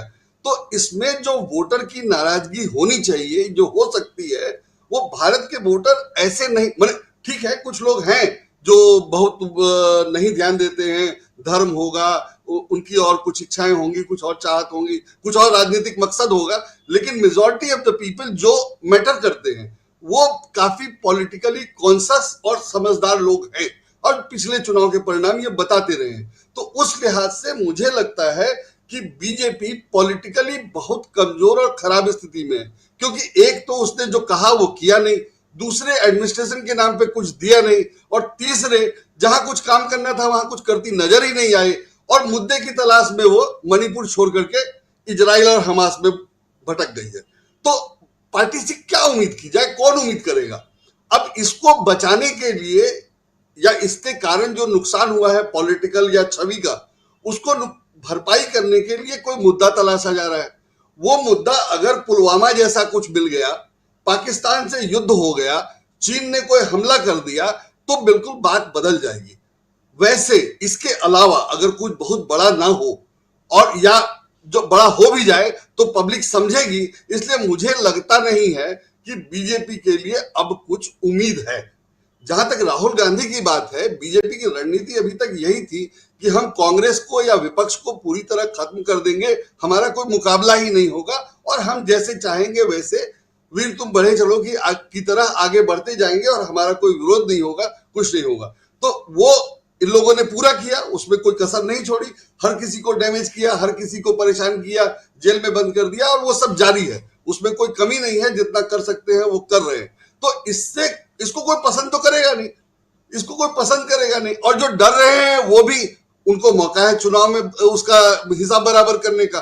तो चुनाव में, और चूंकि विधानसभा राज्यसभा मोदी जी के डबल इंजन के कारण अलग नहीं रह गया है, तो पहले लोग विधानसभा के चुनाव में मोदी जी से नाराजगी या बीजेपी से नाराजगी निकालेंगे, वो दिखाई देगा, दिखाई दे रहा है, हिमाचल से लेकर के कर्नाटक तक में दिखा, और अभी जो भविष्यवाणी है वो सब उससे दिख रहा है। बस आशंका सिर्फ ये है कि इनको कोई मुद्दा मिलता है कि नहीं, या बना पाते हैं कि नहीं। अगर कुछ बना लेंगे तो शायद कुछ संभल जाए या कुछ और हो जाए जो अनएक्सपेक्टेड हो सकता है। अदरवाइज इनकी स्थिति बहुत कमजोर है और राहुल गांधी बहुत बढ़िया से चल रहे हैं, जिसपे कुछ कमेंट करने की जरूरत नहीं है। इससे अच्छा हो नहीं सकता था, ना उनके फेवर में इससे अच्छी स्थितियां हो सकती थी, ना वो इससे अच्छा कुछ और कर सकते हैं। मैं इसको ऐसे देखता हूँ। राजीव जी।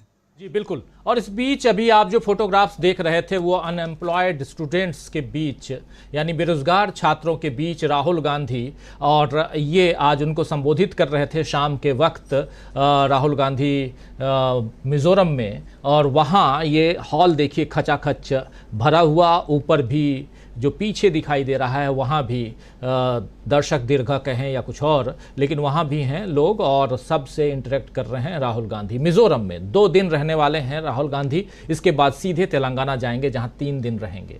अभी 2 दिनों के बाद, यानी कि ये आज 16 तारीख है, 16 और 17 को मिज़ोरम, फिर 18, 19 और 20 3 दिन तेलंगाना में राहुल गांधी बिताने वाले हैं। तो क्या यहाँ पर पैक कर रहे हैं राहुल गांधी, बिल्कुल रास्ता जो है वो सुगम कर रहे हैं, प्रशस्त कर रहे हैं जीत की राह पर अपनी पार्टी को ले जाने के लिए? ये समझना चाहते हैं हम। विजय शंकर सिंह साहब, आपसे ज़रा समझूं कि कैसे आप देखते हैं। राहुल गांधी पर केंद्रित हम बात कर रहे हैं, लेकिन बहुत महत्वपूर्ण बात न सिर्फ राहुल गांधी बल्कि कांग्रेस ने इन पूरे 5 राज्यों के चुनाव को इतनी, अगर कहें तो बहुत ही धैर्य के साथ और सीरियसनेस के साथ इसको अभी से पटरी पर लाकर बहुत पीछे आज की तारीख में देखा जाए, क्या आपको भी लगता है क्या कि बीजेपी को छोड़ दिया है? जी राजू जी, सबसे पहले तो आपको और डीवी लाइव को बहुत बहुत बधाई कि 4 मिलियन सब्सक्राइबर्स इसके हो गए हैं। और इसकी वजह से जब आपकी लोकप्रियता बढ़ रही है और आपके साथ हम भी कभी कभी हफ्ते में 2 दिन आपसे जुड़ते हैं, तो ये जिम्मेदारी हम पर भी आ जाती है कि हम इस शो की जो गंभीरता है, शो का जो कंटेंट है, शो का जो स्तर है, उसको बनाए रखें। बहरहाल बहुत अच्छा शो चल रहा है। ये अलग बात है कि कुछ लोगों को ये तकलीफ भी देता होगा, वो बराबर तकलीफ देगा, वो अलग बात है। अब आते हैं मिजोरम पे। मिजोरम में राहुल गांधी ने जो मणिपुर का जिक्र किया है वो एक निश्चित रूप से एक हैरान करने वाली बात है। देश के एक राज्य में पूरा का पूरा सिस्टम बैठ जाए और इस सिस्टम के बैठने का प्रमाण केंद्र सरकार खुद दे, आर्टिकल 355 के अंतर्गत कानून व्यवस्था की जिम्मेदारी वो ले ले। सीएम अपना इस्तीफा देने जाते हैं और कोई लड़का उनका इस्तीफा छीन के फाड़ के फेंक देता है, सोशल मीडिया पे आ रहा है, और सीएम कहते हैं कि किसी ने छीन के फाड़ दिया था। जैसे लगा कि इसके बाद मणिपुर में कागज ही खत्म हो गया, दोबारा इस्तीफा नहीं दिया जा सकता। तीसरी बात, वो खुद कहते हैं कि ऐसी घटनाएं तो यहाँ बहुत सी हुई हैं। इन सारी घटना होने के बाद भी प्रधानमंत्री वहां एक बार भी नहीं गए, जाना तो छोड़ दीजिए, जागे भी नहीं। और जागे तब जब सुप्रीम कोर्ट ने सुबह को संज्ञान लिया और तमाम तरह तरह की कमेटियां बनाई। और दूसरी तरफ आप इजराइल देख लीजिए, जिस दिन हमास ने हमला किया, हर आतंकवादी हमले की निंदा की जानी चाहिए, इसकी भी निंदा की जाएगी, निंदा की जा रही है। जिस दिन हमला किया उसी दिन उनका ट्वीट आ गया कि वो इजराइल के साथ। उन्हें लगा कि ये बात तो बड़ी ऊटपटांग हो गई है, क्योंकि आप पिछले 75 साल से चली आ रही विदेश नीति को नहीं बदल सकते।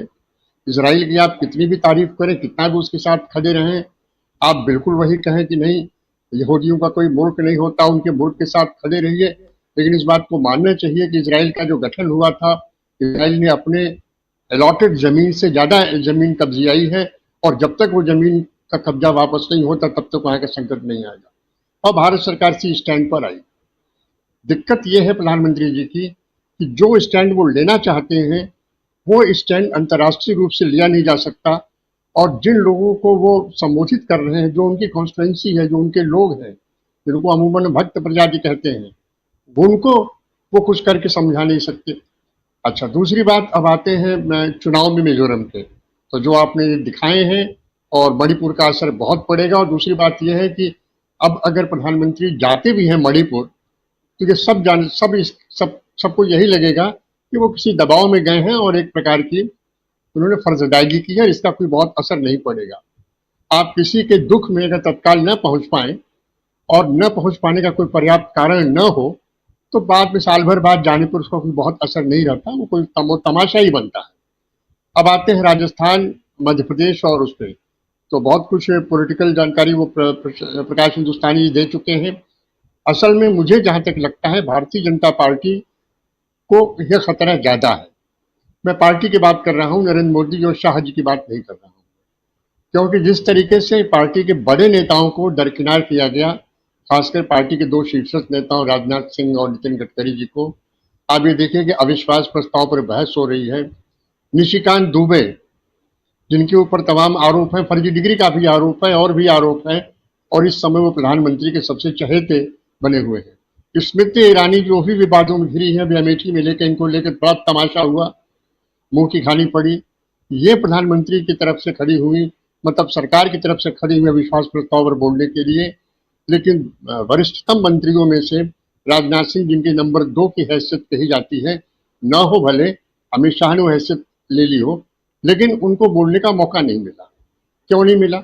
न तो राजनाथ सिंह किसी से खराब बोलते हैं, न तो राजनाथ सिंह कभी विवादित बोलते हैं, न तो राजनाथ सिंह कभी ऐसा बोलते हैं जो मोदी जी को चुभे, वैसी बात करते ही नहीं है। जो सीधी सीधी बात यह है, जो प्रशांत जी ने कहा है कि वो अपनी बीजेपी बना रहे हैं, और जब वो अपनी बीजेपी बनाएंगे तो बीजेपी का जो परंपरागत कैडर बेस है वो धीरे धीरे खिसकता चलाएगा। तो निश्चित रूप से जब प्रधानमंत्री ने ये कहा कि चुनाव आप मेरे चेहरे पर लड़िए, चुनाव आप कमल पर लड़िए, चुनाव आप मेरे चेहरे पर लड़िए, डबल इंजन की सरकार है, ट्रिपल इंजन की सरकार बनाइए। लोकतंत्र में डबल ट्रिपल इंजन नहीं होता।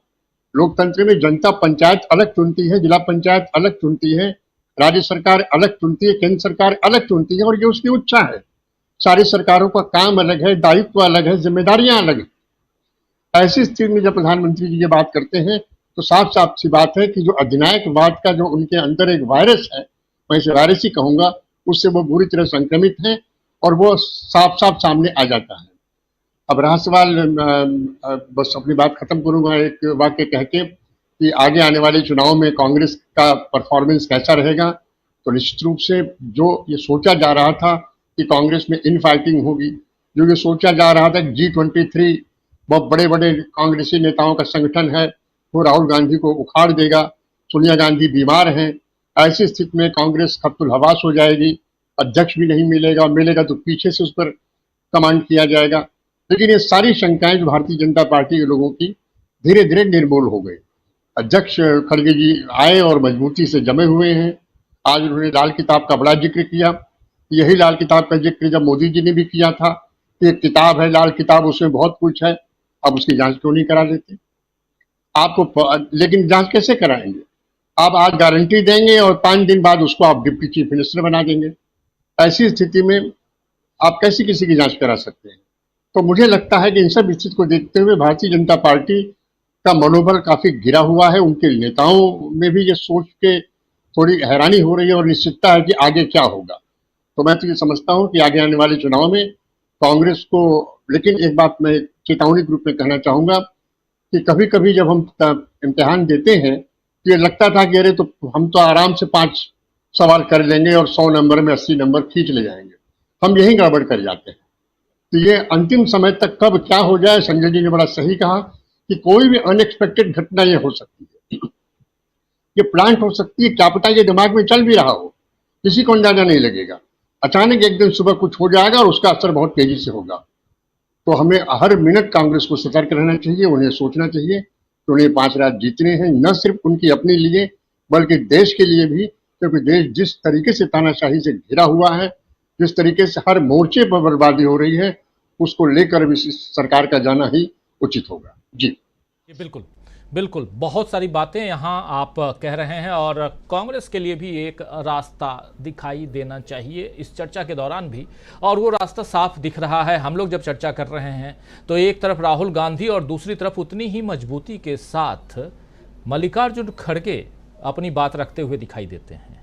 एक मजबूत कहें तो जो ट्रेन है वो निकल चली है ऐसा लगता है, और उसके 2 पटरी या 2 पहिए और उसमें एक राहुल गांधी, दूसरी तरफ खड़गे साहब हैं, एक उधर नॉर्थ ईस्ट में तो दूसरे जो हैं वो यहाँ राजस्थान में। जरा आना चाहता हूँ अमलेंदु उपाध्याय जी, मल्लिकार्जुन खड़गे का जो भाषण है आज का, उस भाषण को गौर से सुन रहा था शुरुआत में, और उसमें से एक छोटा सा अंश निकाल कर आप लोगों के बीच रखा जिसमें लाल किताब वाली बात थी, और रखना इसलिए भी ज़रूरी था कि उनकी बातों में से, क्योंकि लाल किताब पर खूब चर्चा हुई थी।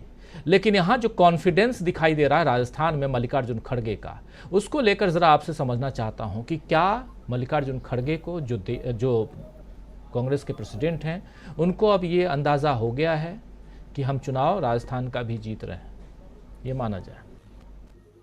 निश्चित तौर पर राजीव जी, मुझे लगता है खड़गे जी जिस दमदारी के साथ बात कर रहे थे आज, वो इस बात का साफ परिचायक है कि खड़गे जी पूर्णतः आश्वस्त है कि राजस्थान में कांग्रेस की सरकार रिपीट कर रही है। और जाहिर सी बात है कि उनके पास भी बहुत सी सूचनाएं होंगी, क्योंकि राष्ट्रीय पार्टी के अध्यक्ष हैं और देश की सबसे पुरानी पार्टी के राष्ट्रीय अध्यक्ष हैं, तो उनके पास भी बहुत सी सूचनाएं होंगी जिसके आधार पर वो इतनी दमदारी के साथ बात कर रहे हैं। दूसरा, वो जिस अंदाज में बात कर रहे हैं राजीव जी, लाल किताब को लेकर के जो उन्होंने प्रहार किया, तो वो तो साफ दिखाई पड़ रहा है कि लाल किताब का असर प्रधानमंत्री के ऊपर ज़्यादा है, और लाल किताब की सारे टोने टोट के जो किए जाते हैं वो प्रधानमंत्री जाकर के करते हैं। तो मल्लिकार्जुन खड़गे ने जो लाल किताब का लेकर के कहा, और जो मतलब जिस मजबूती के साथ उन्होंने कहा यहाँ लाल किताब है, उसमें लिखा हुआ है कि कांग्रेस की सरकार रिपीट कर रही है, तो मुझे लगता है कि ये एक बड़ी चोट जो है वो प्रधानमंत्री नरेंद्र मोदी के ऊपर और भारतीय जनता पार्टी के ऊपर है। दूसरा, राजीव जी जो डबल इंजन की बात की जाती है, मुझे लगता है कि असली डबल इंजन तो कांग्रेस के अंदर है। एक इंजन मिजोरम में था तो दूसरा इंजन आज राजस्थान में था। तो ये डबल इंजन जो है, ये मजबूती के साथ जो डबल इंजन चल रहा है और कांग्रेस को एक सही पटरी पे लेकर के डबल इंजन जा रहा है। जबकि भारतीय जनता पार्टी का डबल इंजन जो है, या तो उसमें से कोई सा एक खराब हो जाता है, वरना जो दोनों अलग अलग दिशा में चलने लगते हैं। कभी डबल इंजन जो है बहुत से मुद्दों पे अमित शाह जी कुछ बोल जाते हैं और मोदी जी पीछे से आते हैं, कहते हैं नहीं अमित शाह की बात गलत थी, मोदी जी की बात सही थी। अमित शाह जी कह जाते हैं कि मोदी जी जुमलेबाजी करते हैं। तो वहां तो डबल इंजन जो वो तो उसी विपरीत दिशा में भी चल पड़ता है। लेकिन यहाँ जो कांग्रेस का डबल इंजन है, ये डबल इंजन जो है बिल्कुल सही दिशाओं में सही रास्ते पे जा रहा है और सही पटरियों पर सही वेग के साथ दौड़ रहा है। मुझे लगता है कि ये जो है दोनों के डबल इंजन का अंतर है। तो आज खड़गे जी ने जिस तरीके से राजस्थान से प्रहार किया है, और राजस्थान से जो लगातार सूचनाएं आ रही हैं राजीव जी, कल हम लोगों ने वो ये दिखाया भी था, शायद कल ही दिखाया था हम लोगों ने, हमारे यहाँ खबर थी कि किस तरीके से जो राज्यवर्धन सिंह राठौर इनके वहाँ उतारे गए हैं कैंडिडेट, उनके खिलाफ किस तरीके से वहाँ काले झंडे जो है भारतीय जनता पार्टी के कार्यकर्ता दिखा रहे हैं। और राज्यवर्धन सिंह राठौर जो है वो गाड़ी से उतर करके लड्डू खिलाना चाहते हैं, कार्यकर्ता लड्डू खाने से मना कर देते हैं। वहाँ मशाल जुलूस निकल रहे हैं राज्यवर्धन सिंह राठौर के खिलाफ। साचौर एक विधानसभा क्षेत्र है, वहाँ जिसको टिकट दिया गया उसके विरोध में 8 में से 6 जो उनके मंडल अध्यक्ष थे भाजपा के, उन्होंने इस्तीफा दे दिया।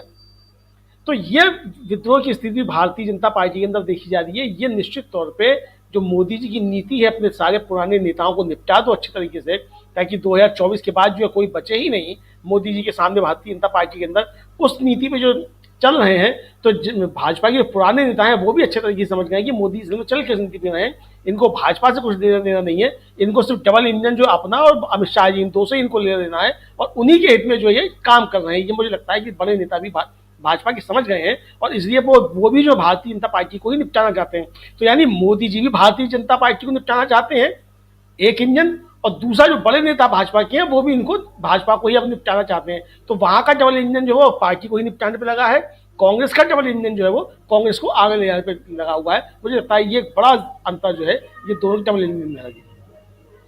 बहुत बड़ा अंतर यहाँ दिखाई दे रहा है, एक तरफ कांग्रेस और दूसरी तरफ बीजेपी।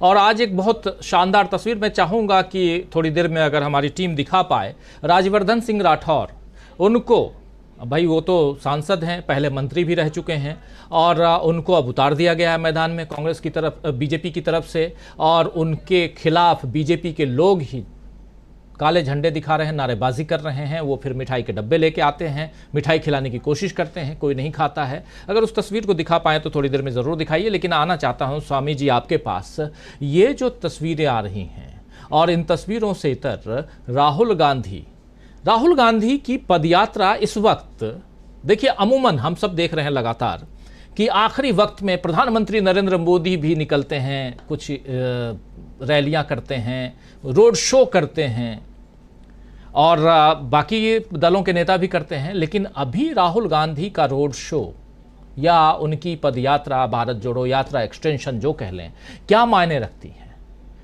आखिरी वक्त और इस वक्त दोनों में क्या फर्क है? चाहे यहां हो और अभी 3 दिन वो तेलंगाना में रहेंगे, वहां भी है 200 किलोमीटर से ज्यादा पैदल चलेंगे तेलंगाना में राहुल गांधी।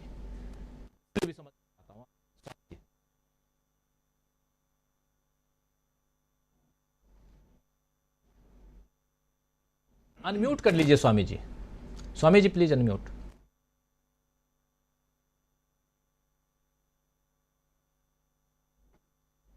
स्वामी जी की आवाज़ नहीं आ रही है, आवाज़ नहीं आ रही है, लेकिन ज़रा इधर शकील अख्तर जी के पास आता हूं, तब तक स्वामी जी की आवाज़ कीजिए। क्या मानते हैं, क्या माना जाए इसको शकील अख्तर जी कि चुनाव के ऐन वक्त अमूमन हम देखते हैं कि कल से चुनाव प्रचार, कल आखिरी दिन है और आज लोग निकलते हैं और रोड शो करते हैं, लेकिन राहुल गांधी अभी इस वक्त कर रहे हैं, क्या माने? देखिए, ये तो राहुल जो हैं अब पूरी तरह चुनावी मोड में आ गए हैं और वो इस बात को समझ रहे हैं कि अगर बीजेपी को मात देना है और कांग्रेस की वापसी करवाना है तो उन्हें इसी तरह पूरे देश में घूम घूम कर प्रचार करना पड़ेगा। हम इसके बारे में और बात करें, इससे पहले एक इन्फॉर्मेशन हम देना चाहेंगे और ये बताना चाहेंगे राजीव जी कि हालत जो है किस तरह बदल रहे हैं। और ये जो आप राहुल गांधी का जिक्र कर रहे थे, ये उनकी कोशिशें, उनकी मेहनत और उनके जो लगातार घूमना है, उससे मध्य प्रदेश में आपको मालूम है कि कल एक बड़ा घटनाक्रम हुआ और एक पत्र आया कि दिग्विजय सिंह ने पार्टी से इस्तीफ़ा दे दिया है जी। लेकिन उसके बाद दिग्विजय सिंह ने कहा कि ये सारा का सारा बीजेपी ने किया है और कांग्रेस के लोग थाने में गए और वहाँ उन्होंने कहा कि एफआईआर लॉन्च की जाए। तो आज की ये सबसे बड़ी खबर है कि वो एफआईआर जो है वो लॉन्च कर ली गई है।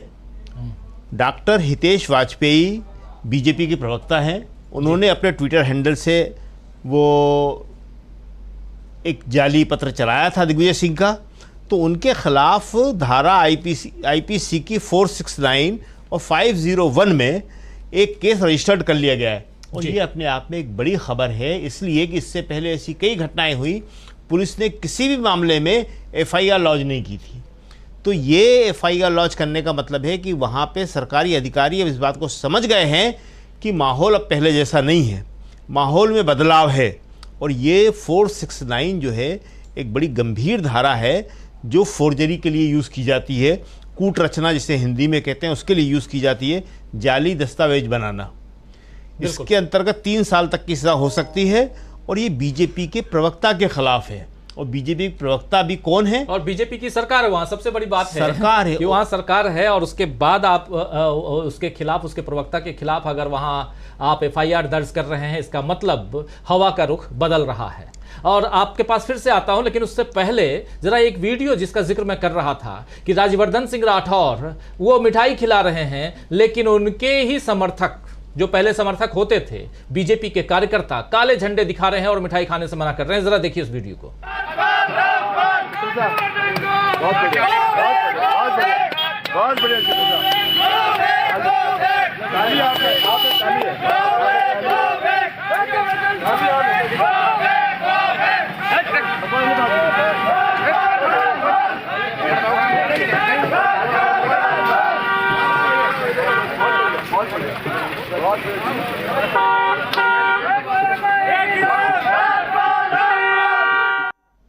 अब यहाँ जबरदस्ती राज्यवर्धन सिंह राठौर उनके साथ फोटो भी खिंचवा रहे हैं, मिठाई लेके आए, मिठाई खिलाने की कोशिश कर रहे हैं, लेकिन देखिए यहाँ क्या कुछ चल रहा है। काले कपड़े दिखाए जा रहे हैं और go back Rajyavardhan Singh Rathore go back के नारे लग रहे हैं। जरा इस पर प्रतिक्रिया शकील अख्तर जी, फिर सीधे आएंगे हम प्रोफेसर अखिल स्वामी जी के पास। जी, 1 मिनट अगर राजस्थान में बात करने से पहले हम इस बात को पूरी कर दें जो मध्य प्रदेश के बारे में हम बात कर रहे थे।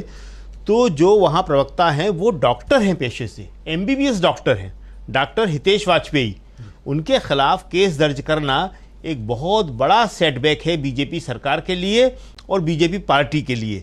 दूसरी बात, इसमें एक ख़ास बात यह है कि मध्य प्रदेश में जो ये चुनाव हो रहा है, इसमें कांग्रेस के जीत की संभावनाएं सबसे ज़्यादा मालूम पड़ रही हैं। 5 राज्यों में अगर कोई पूछता है कि सबसे अच्छी पोजीशन कांग्रेस की कहाँ है, तो लोग कहते हैं कि मध्य प्रदेश में। अब ये जो आपने राजस्थान का जिक्र किया, तो राजस्थान की बात बताते हैं हम आपको कि राजस्थान में जो ये सीन है, ये दृश्य है, ये वही है कि स्थानीय नेताओं को छोड़ के आप किसी सांसद को अगर टिकट देंगे तो विरोध होगा, और विरोध उस स्थिति में हो रहा है जब वहाँ पे वसुंधरा राजे जैसी बड़ी नेता को किनारे करके मोदी जी खुद चुनाव लड़ रहे हैं। मोदी जी पहले समझ रहे थे कि वसुंधरा को अगर मैंने किनारे कर दिया तो वसुंधरा के समर्थकों के हौसले टूट जाएंगे और कहीं कोई विरोध नहीं होगा, लेकिन ऐसा हुआ नहीं जी। आप ये दृश्य जो देख रहे हैं, इसके पीछे सारे असंतुष्ट नेता हैं। और जो गुलाब चंद कटारिया से वसुंधरा राजे मिली हैं, तो हम बता दें कि राजस्थान के बीजेपी के नेताओं में इस वक्त सबसे सीनियर मोस्ट नेता जो है गुलाब चंद कटारिया हैं। गुलाब चंद कटारिया आरएसएस के आदमी हैं। बीजेपी में जिस तरह लोग होते हैं कि कुछ लोग आरएसएस के बहुत ख़ास होते हैं, बहुत नज़दीक के होते हैं, उसी तरह के गुलाब चंद कटारिया नेता हैं। उनसे वसुंधरा राजे का मिलना बहुत ही महत्वपूर्ण है, क्योंकि गुलाब चंद कटारिया को भी किनारे कर दिया गया है। इन दोनों नेताओं के मिलने से वहाँ पे बीजेपी के अंदर बड़ी हलचल मची हुई है, और उसका कारण बड़ा स्पष्ट है कि कांग्रेस जो है वहाँ पे बड़े तगड़े मुकाबले में है, और ऐसा नहीं है कि कांग्रेस वहाँ पे कमज़ोर है। कांग्रेस ने अभी तक वहाँ टिकट डिक्लेयर नहीं करे हैं, और थोड़ी सी परेशानी वहाँ पे है, क्योंकि वहाँ पे भी थोड़ा समस्याएं दोनों पार्टियों को लेकर हैं। लेकिन बीजेपी में समस्या इसलिए ज़्यादा है कि बीजेपी की जो सबसे बड़ी नेता हैं वसुंधरा राजे, उन्हें कोई नहीं पूछ रहा है, और अगर उन्होंने बगावत कर दी तो वो बीजेपी के लिए बहुत बड़ी मुश्किल पड़ जाएगी। जी बिल्कुल। गुलाब चंद कटारिया अभी राज्यपाल हैं, वो जहाँ तक मुझे ध्यान है असम के। खैर, बातें हम कर रहे हैं यहाँ, सीधा आना चाहते हैं प्रोफेसर अखिल स्वामी जी आपके पास, और उसी सवाल के साथ कि उधर राहुल गांधी, और ज़रा समझूं आपसे कि क्या जो पिक्चर हम उधर देख रहे हैं और जो पिक्चर अभी थोड़ी देर पहले हम दिखा रहे थे इधर का, राजस्थान की जो तस्वीर आप देख रहे थे, अगर इन सबको एक साथ देखा जाए तो क्या कुछ आपको लगता है? और सबसे बड़ी बात कि राहुल गांधी पदयात्रा जो कर रहे हैं, और जो सवाल लेके आया था मैं कि कई लोग ऐसी रोड शो पदयात्राएं जो हैं वो आखिर में करते हैं, लेकिन अभी शुरुआत में, चुनाव के शुरुआत में ये करना क्या एक कॉन्फिडेंस है कि हाँ हमको आखिर तक इंतजार करने की जरूरत नहीं है, या ये कि एक माहौल अभी से निर्मित कर दिया जाए जिसमें लोग राहुल गांधी और कांग्रेस पार्टी की चर्चा करने लगे? कैसी स्ट्रेटेजी आप इसको देखते हैं? राजीव जी, जो आपने कर्नल राज्यवर्धन सिंह राठौर का ये दिखाया दृश्य, इसमें एक नारा और चला है जो अभी कवर नहीं हुआ आपकी वीडियो में। वो नारा है, कर्नल बात मान ले, बोरिया बिस्तर बांध ले। ये नारा बड़ा प्रचलित हो रहा है, और केवल ये नारा कर्नल साहब के खिलाफ नहीं हो रहा है, ये आपके मध्य प्रदेश में तोमर साहब के खिलाफ भी हो रहा है, और ये जो है इंदौर के अंदर विजय वर्गीय साहब के साथ भी हो रहा है।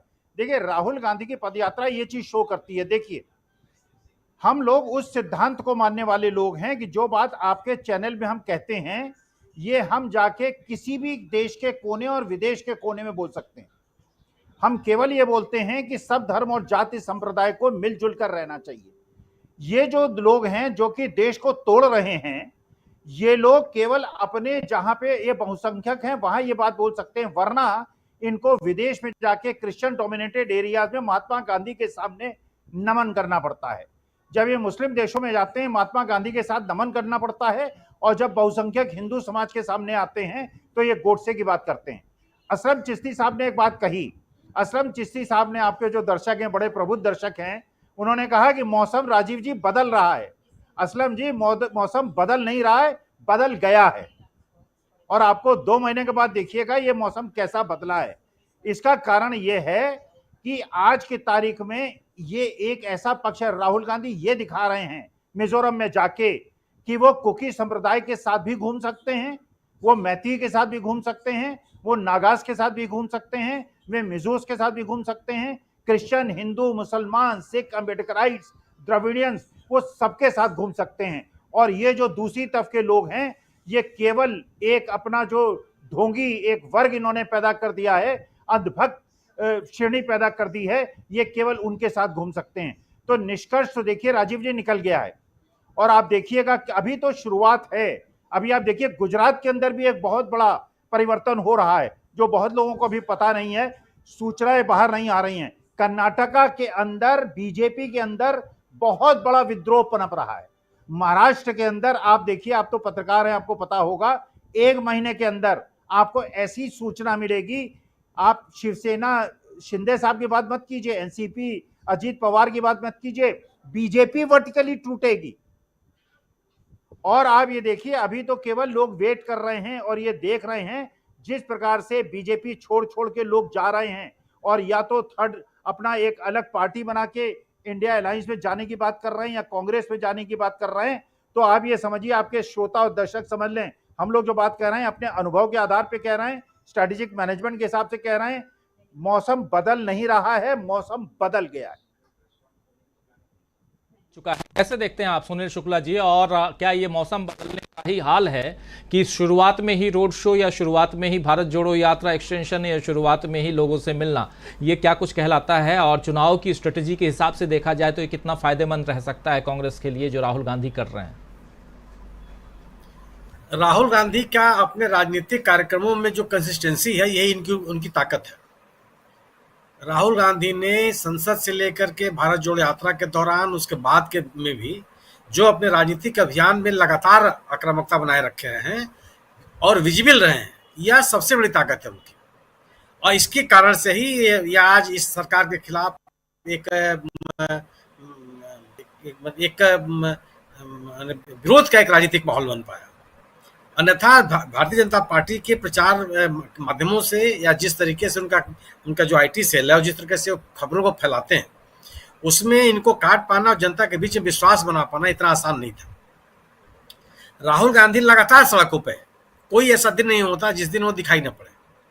और ऐसे में जब समाचार माध्यम उस विपक्ष का बहिष्कार कर रहा हो, खासतौर से राहुल गांधी का बहिष्कार कर रहा हो, मेन स्ट्रीम मीडिया जिसको हम आप कहते हैं उसमें कोई कवरेज न हो, जो लोगों से वो बात कहते हैं उसको समाचार पत्रों में वो स्थान न मिल पावे, उनके राजनीतिक कार्यक्रमों को स्थान न मिल पावे, ऐसे में लोगों के साथ विश्वास बना पाना, ये राहुल गांधी की जो अपनी राजनीतिक कंसिस्टेंसी है, यही इसका सबसे बड़ा योगदान है। और राहुल गांधी ने कहा भी था कि मेरे पास लोगों के बीच में जाने के अलावा कोई विकल्प नहीं है। जब संसद में हमको बोलने नहीं दिया जा रहा है, मेरे माइक बंद कर दिए जा रहे हैं, समाज मीडिया जो है वो हमारी खबरों को छाप नहीं रहा है, तो हम कहाँ जाएं लोगों के बीच में जानने के अलावा। तो जो ये तरीका उन्होंने अपनाया है, और इसमें तो निरंतरता ही चाहिए, आप इसके अलावा और आपके पास कोई विकल्प भी नहीं है। दूसरी चीज कि राहुल गांधी ने, मैं जिसका मैं समर्थक हूं, राहुल गांधी ने केवल मुद्दों की बात की है। राहुल गांधी ने कहीं से कहीं इधर उधर कोई बात नहीं की। जो सरकार की विफलताएं हैं उसको लेकर के सामने आए हैं, सरकार ने जो वायदे किए थे, जो वायदा खिलाफी की है, उसको सामने लेकर के आए। जो लोगों को आश्वासन दिए थे उनको पूरा नहीं किया, वो सामने लेकर के आए। और जो ये सवाल लोगों के बीच से उठे, चाहे भ्रष्टाचार का सवाल हो, चाहे सरकार की नाकामियों का सवाल हो, चाहे किसानों की समस्याओं का सवाल हो, चाहे बेरोजगारी का मुद्दा हो, चाहे महंगाई का मुद्दा हो, राहुल गांधी लगातार उन्हीं मुद्दों को बोलते हैं जो लोगों के बीच से निकले हैं। आप चाहे मैं जो मिजोरम में हो रहा है, मिजोरम में वही बात कर रहे हैं जो लोगों के बीच में। आखिर लोगों के बीच में सवाल है कि आखिर देश के प्रधानमंत्री मणिपुर के मसले पर क्यों नहीं बोल रहे हैं। ये किसी राजनीतिक दल की आलोचना नहीं हो सकती। यह सामान्य आदमी के मन में बात है कि आखिर प्रधानमंत्री इतने महत्वपूर्ण घटनाक्रम के को लेकर के भी चुप्पी क्यों साधे हुए हैं। और यह जो ताकत है, यह जो राहुल गांधी की कार्यशैली है, इसी ने इस लोगों के बीच में विपक्षी विश्वसनीयता बनाई और सरकार के सामने चुनौती खड़ा की। आज यही वजह है कि आप कहते हैं, मैं राजस्थान में क्या है, राजस्थान में 5 साल बाद सरकार बदलने की प्रक्रिया भी है, परंपरा भी है, सरकारों के खिलाफ एंटी इनकम्बेंसी भी होती है, और बीजेपी का कांग्रेस के खिलाफ प्रचार अभियान भी है। बावजूद इसके कोई एंटी इनकम्बेंसी का एक ज्वलंत माहौल नहीं बन पा रहा है राजस्थान में। कोई राह चलते नहीं कर दे रहा है कि आप राजस्थान में सरकार हार जाएगी। दूसरी तरफ आप छत्तीसगढ़ में आप जाइए, छत्तीसगढ़ की स्थिति यह है कि हर व्यक्ति कहता है कि कांग्रेस, वहां भूपेश बघेल ने भारतीय जनता पार्टी के खिलाफ कांग्रेस को बहुत मजबूत स्थिति में रख दिया है, अपने कार्यक्रमों की वजह से, अपने नीतियों की वजह से, लोगों से संवाद कायम करके। राजस्थान की छत्तीसगढ़ में जहां मजबूत स्थिति में कांग्रेस दिखाई पड़ रही है, वहीं मध्य प्रदेश में लोगों सत्ता छीनती हुई दिखाई दे रही है। आप सवाल इस बात का नहीं है जो शकील साहब ने कहा कि मुकदमा दिया जाना महत्वपूर्ण है। मेरे हिसाब से अपने प्रदेश के 2 बार के मुख्यमंत्री रह चुके किसी देश की सबसे पुरानी पार्टी के इतने महत्वपूर्ण नेता के खिलाफ एक फर्जी दस्तावेज जारी करना महत्वपूर्ण है। ये कौन लोग हैं जो कर रहे हैं? जो डॉक्टर साहब अगर एमबीबीएस डॉक्टर और वो पार्टी प्रवक्ता का कोई पत्र जारी कर देते हैं अपने ट्विटर हैंडल से, ये महत्वपूर्ण बात है। किस हित कर रहे हैं आप? क्या करना किया जाना कौन है, जायज हो जाएगी, लेकिन आप किस सीमा तक आपने नैतिकता को, मर्यादाओं को और मूल्यों को छोड़ा है? ये लोगों को यह बात अपील कर रहे कि आखिर जो लोग अपने आप को पार्टी में डिफरेंस कहते थे, चलिए वे लोग जो देश का निर्माण करने के लिए आप वादा किया वो कहां चले? सवाल ये है, और इन्हीं सवालों को राहुल गांधी ने पैदा किया है और लोगों के बीच में अपना विश्वास कायम किया। जी बिल्कुल, बहुत सारे सवाल और इन सवालों का जवाब राहुल गांधी खुद दे रहे हैं, डे बाय डे दे रहे हैं, रोज दे रहे हैं। जरा आना चाहता हूं डॉक्टर प्रकाश हिंदुस्तानी जी, कैसे आप देखते हैं और क्या जिस स्ट्रेटजी पर इस वक्त कांग्रेस काम कर रही है उसको ज़रा हम समझने की कोशिश कर रहे हैं, जिसमें शुरुआत में ही रोड शो या पदयात्रा या जो भी कह लें, शुरुआत से ही हमलावर रहना। और देखिए 3 अच्छे वक्ता दिखाई दे रहे हैं। एक तरफ कांग्रेस के अध्यक्ष मल्लिकार्जुन खड़गे, ठीक ठाक और हर भाषा पर कमांड उनकी पकड़ इतनी मजबूत है। दूसरी तरफ राहुल गांधी और तीसरी तरफ हम देख रहे हैं प्रियंका गांधी, और स्थानीय नेता तो हैं ही। ये पूरी स्ट्रेटजी जरा 5 राज्यों की आपसे समझना चाहता हूं, इसलिए भी क्योंकि मध्य प्रदेश उसमें एक अलग अंदाज में आगे बढ़ता हुआ दिखाई दे रहा है। राजीव जी, मुझे लगता है कि कांग्रेस की खूबी ही यह है कि वो ऐसी कोई चुनावी रणनीति नहीं बनाती। कांग्रेस कहते कि हम लोगों के साथ हैं, लोगों के साथ रहेंगे और लोगों की बात करते रहेंगे। कांग्रेस कोई चुनावी पार्टी नहीं कि चुनाव आए और बरसाती मेंढक की तरह चुनाव में आके ये घोषणा करे कि हम ये कर देंगे, चांद तारे तोड़ लाएंगे। ऐसी बातें कांग्रेस नहीं करती। जब राहुल गांधी की भारत जोड़ो यात्रा चल रही थी तब ये और बात है कि उनमें से कुछ राज्यों में चुनाव होने वाले थे या हो रहे, लेकिन उन्होंने कोई ऐसा ये सोचकर कार्यक्रम नहीं बनाया कि भारत जोड़ो यात्रा से मुझे चुनाव में कितना फायदा होगा, किन राज्यों में चुनाव हो रहे हैं। ये कांग्रेस की खूबी है। अगर राहुल गांधी आज मिजोरम में गए हैं और कल भी रहेंगे तो वो ये सोच कर नहीं गए कि मुझे कोई बहुत इससे पार्टी को बहुत फायदा होगा। कांग्रेस पार्टी देश के फायदे की बात पहले सोचती है, पार्टी की फायदे की बात बाद में सोचती है। कांग्रेस के लिए देश पहले रहा है, पहले भी ये स्थिति थी, अब भी ये स्थिति है। वो देश को पहले रखते हैं। बीजेपी के नेताओं को जैसे जितनी बार प्रधानमंत्री नरेंद्र मोदी मध्य प्रदेश आए, जितनी बार अमित शाह आए, नड्डा आए और कई मंत्री यहाँ डेरा डाले हैं, उन्हें लगता है चुनाव है, ज्यादा सीटें तो यहाँ चले। कांग्रेस सोचती कि पूरा देश कश्मीर से कन्याकुमारी, अटक से कटक तक भारत एक है और हमें उनके साथ रहना है, चाहे वहां लोकसभा की 2 सीटें हों या लोकसभा की 80 सीटें हों, सभी सीटें महत्वपूर्ण है। तो कांग्रेस इस विचारधारा को लेकर चलती है और ये मुझे लगता है कि लोग इस बात को पसंद भी करते हैं कि एक ऐसी पार्टी जो चुनावी मौसमी पार्टी नहीं है, चुनावी टटराने के लिए नहीं आते मेंढक की तरह उसके नेता, वो हमेशा हमारे बीच रहते हैं, चाहे हमारे बीच कोई भी घटना हो, दुर्घटना हो। और जहां जहां कांग्रेस की सरकारें बनी है उन्होंने ये बात साबित कर दी है कि हमारा कनेक्ट लोगों से ज्यादा है, और खास करके उस आखिरी आदमी से जिसका जिक्र गांधी जी ने किया था कि समाज के अंतिम पायदान पे खड़े व्यक्ति की तरफ अगर आपका ध्यान है, आप उसके लिए कुछ करते हैं तो महत्वपूर्ण है। तो जिस तरह छत्तीसगढ़ में गोबर की खरीदी हुई, धान का मूल्य 2500 रुपए किया गया, जिसके बारे में, और आप देखिए कितना षड्यंत्र पूर्वक पिछले चुनाव में धान की कीमतों को बढ़ने नहीं दिया गया प्रधानमंत्री के आदेश पे। तो ये सब बातें लोगों को पता है।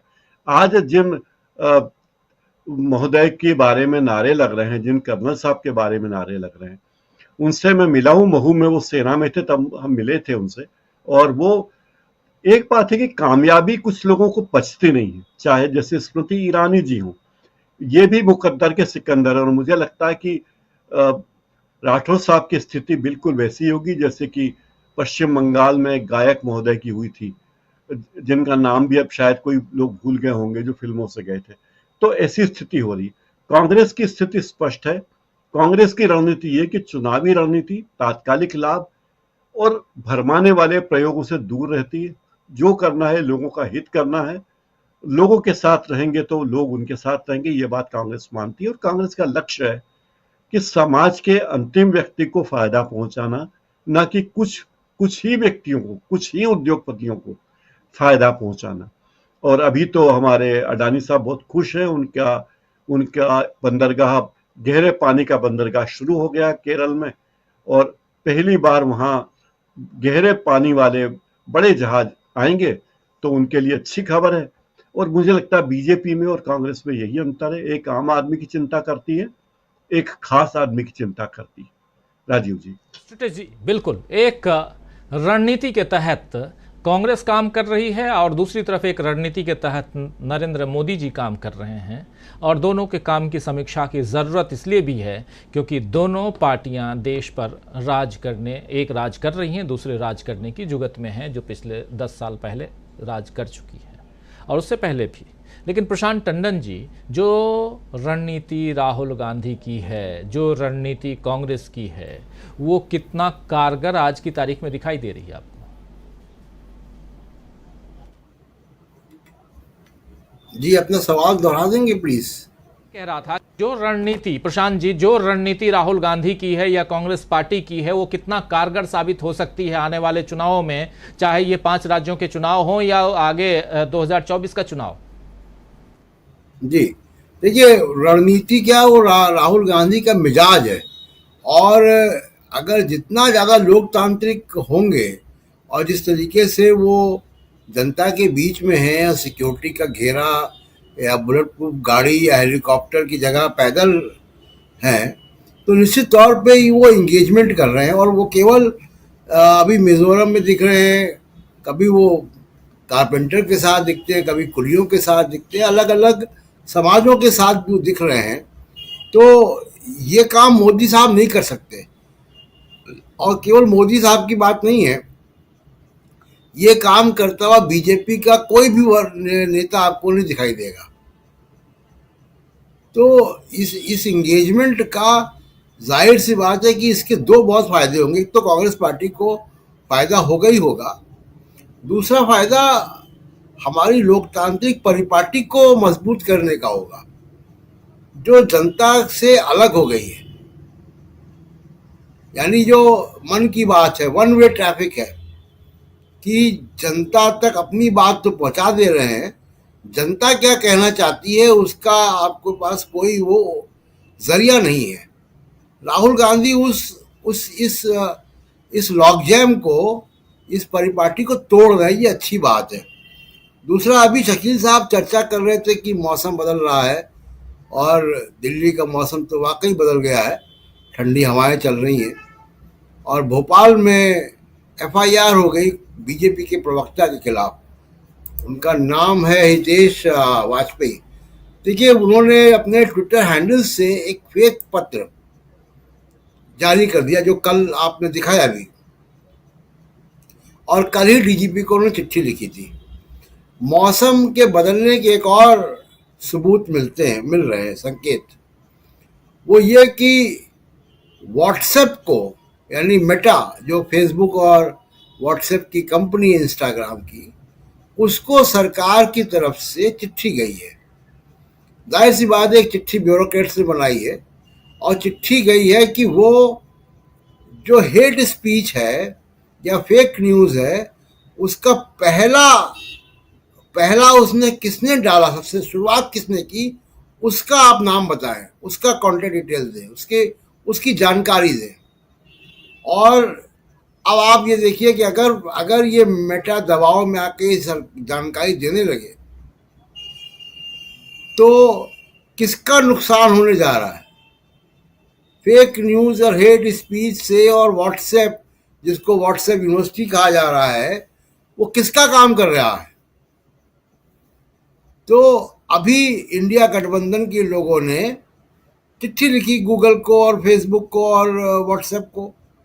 अब सरकार की तरफ से अगर ये गया है, ये भी आप ये मानिए कि एक संकेत है मौसम के बदलने का। और एक आखिरी बात कि जो मोदी साहब ने इजराइल के बारे में जिसकी चर्चा आपने शुरू में की, और अभी प्रकाश हिंदुस्तानी जी बंदरगाह की बात कर रहे थे, अडानी साहब का एक और चालू हो गया, लेकिन एक बंदरगाह जो हाइफा पोर्ट है उसका काम रुका हुआ है, वहाँ जहाज पहुँच नहीं पा रहे हैं। वो कारण था अचानक से प्रधानमंत्री जी का इजराइल के प्रति जो मोहब्बत है, जो एक तरफा रुझान है, तो अपनी विदेश नीति से अलग जाकर उन्होंने इजराइल का साथ दिया या समर्थन किया। उसका एक कारण अडानी जी भी है, और अडानी जी के आज सारे शेयर्स जो है वो नीचे गए हैं फाइनेंशियल टाइम्स के नए खुलासे के बाद, और हाइफा पोर्ट पे जो रुकावटें हैं उसके खिलाफ। और तीसरा निशाना यानी अडानी पर हमला करने वालों को सरकार निशाना बनाती है या बीजेपी निशाना बनाती है। पहले राहुल गांधी की सदस्यता ली और संजय सिंह जेल में है, और अब तीसरा जो नंबर है वो महुआ मोइत्रा का है। उनके खिलाफ अभियान चालू हो गया है। निशिकांत दुबे ने चिट्ठी लिखी है। चिट्ठी लिखने के अलावा जो गंदा काम हुआ है, जो खराब काम हुआ है, नैतिक काम हुआ है कि महुआ मोइत्रा के प्राइवेट फोटोज को उसी वक्त वायरल किया गया सोशल मीडिया पे। तो ये सब चीज़ें दिखा रही हैं कि मौसम जो है वो कैसे बदल रहा है और कितना ये विषम होगा, कितना कॉम्प्लिकेटेड, कितना नफरत भरा होगा आगे का समय। राजीव जी, बिल्कुल, मौसम बदल रहा है और नफरत को परोसा जा रहा है, लेकिन क्या इससे भी फायदा होगा सत्तारूढ़ दल को? एक बड़ा सवाल है। लेकिन आज के सामने आज की तारीख में सामने चुनाव है, और चुनाव में जीत पहला लक्ष्य होना चाहिए। क्या उस लक्ष्य की तरफ बढ़ती हुई बीजेपी दिखाई देती है या कांग्रेस दिखाई दे रही है? इस पर हम चर्चा तो कर ही रहे हैं, लेकिन स्ट्रेटेजी की भी बात कर रहे हैं, रणनीति की भी बात कर रहे हैं। ज़रा आना चाहता हूं जल्दी संजय जी आपके पास, और फिर क्लोजिंग कमेंट के लिए विजय शंकर सिंह साहब आपके पास आऊँगा, और समय भी बहुत ज़्यादा हो चुका है।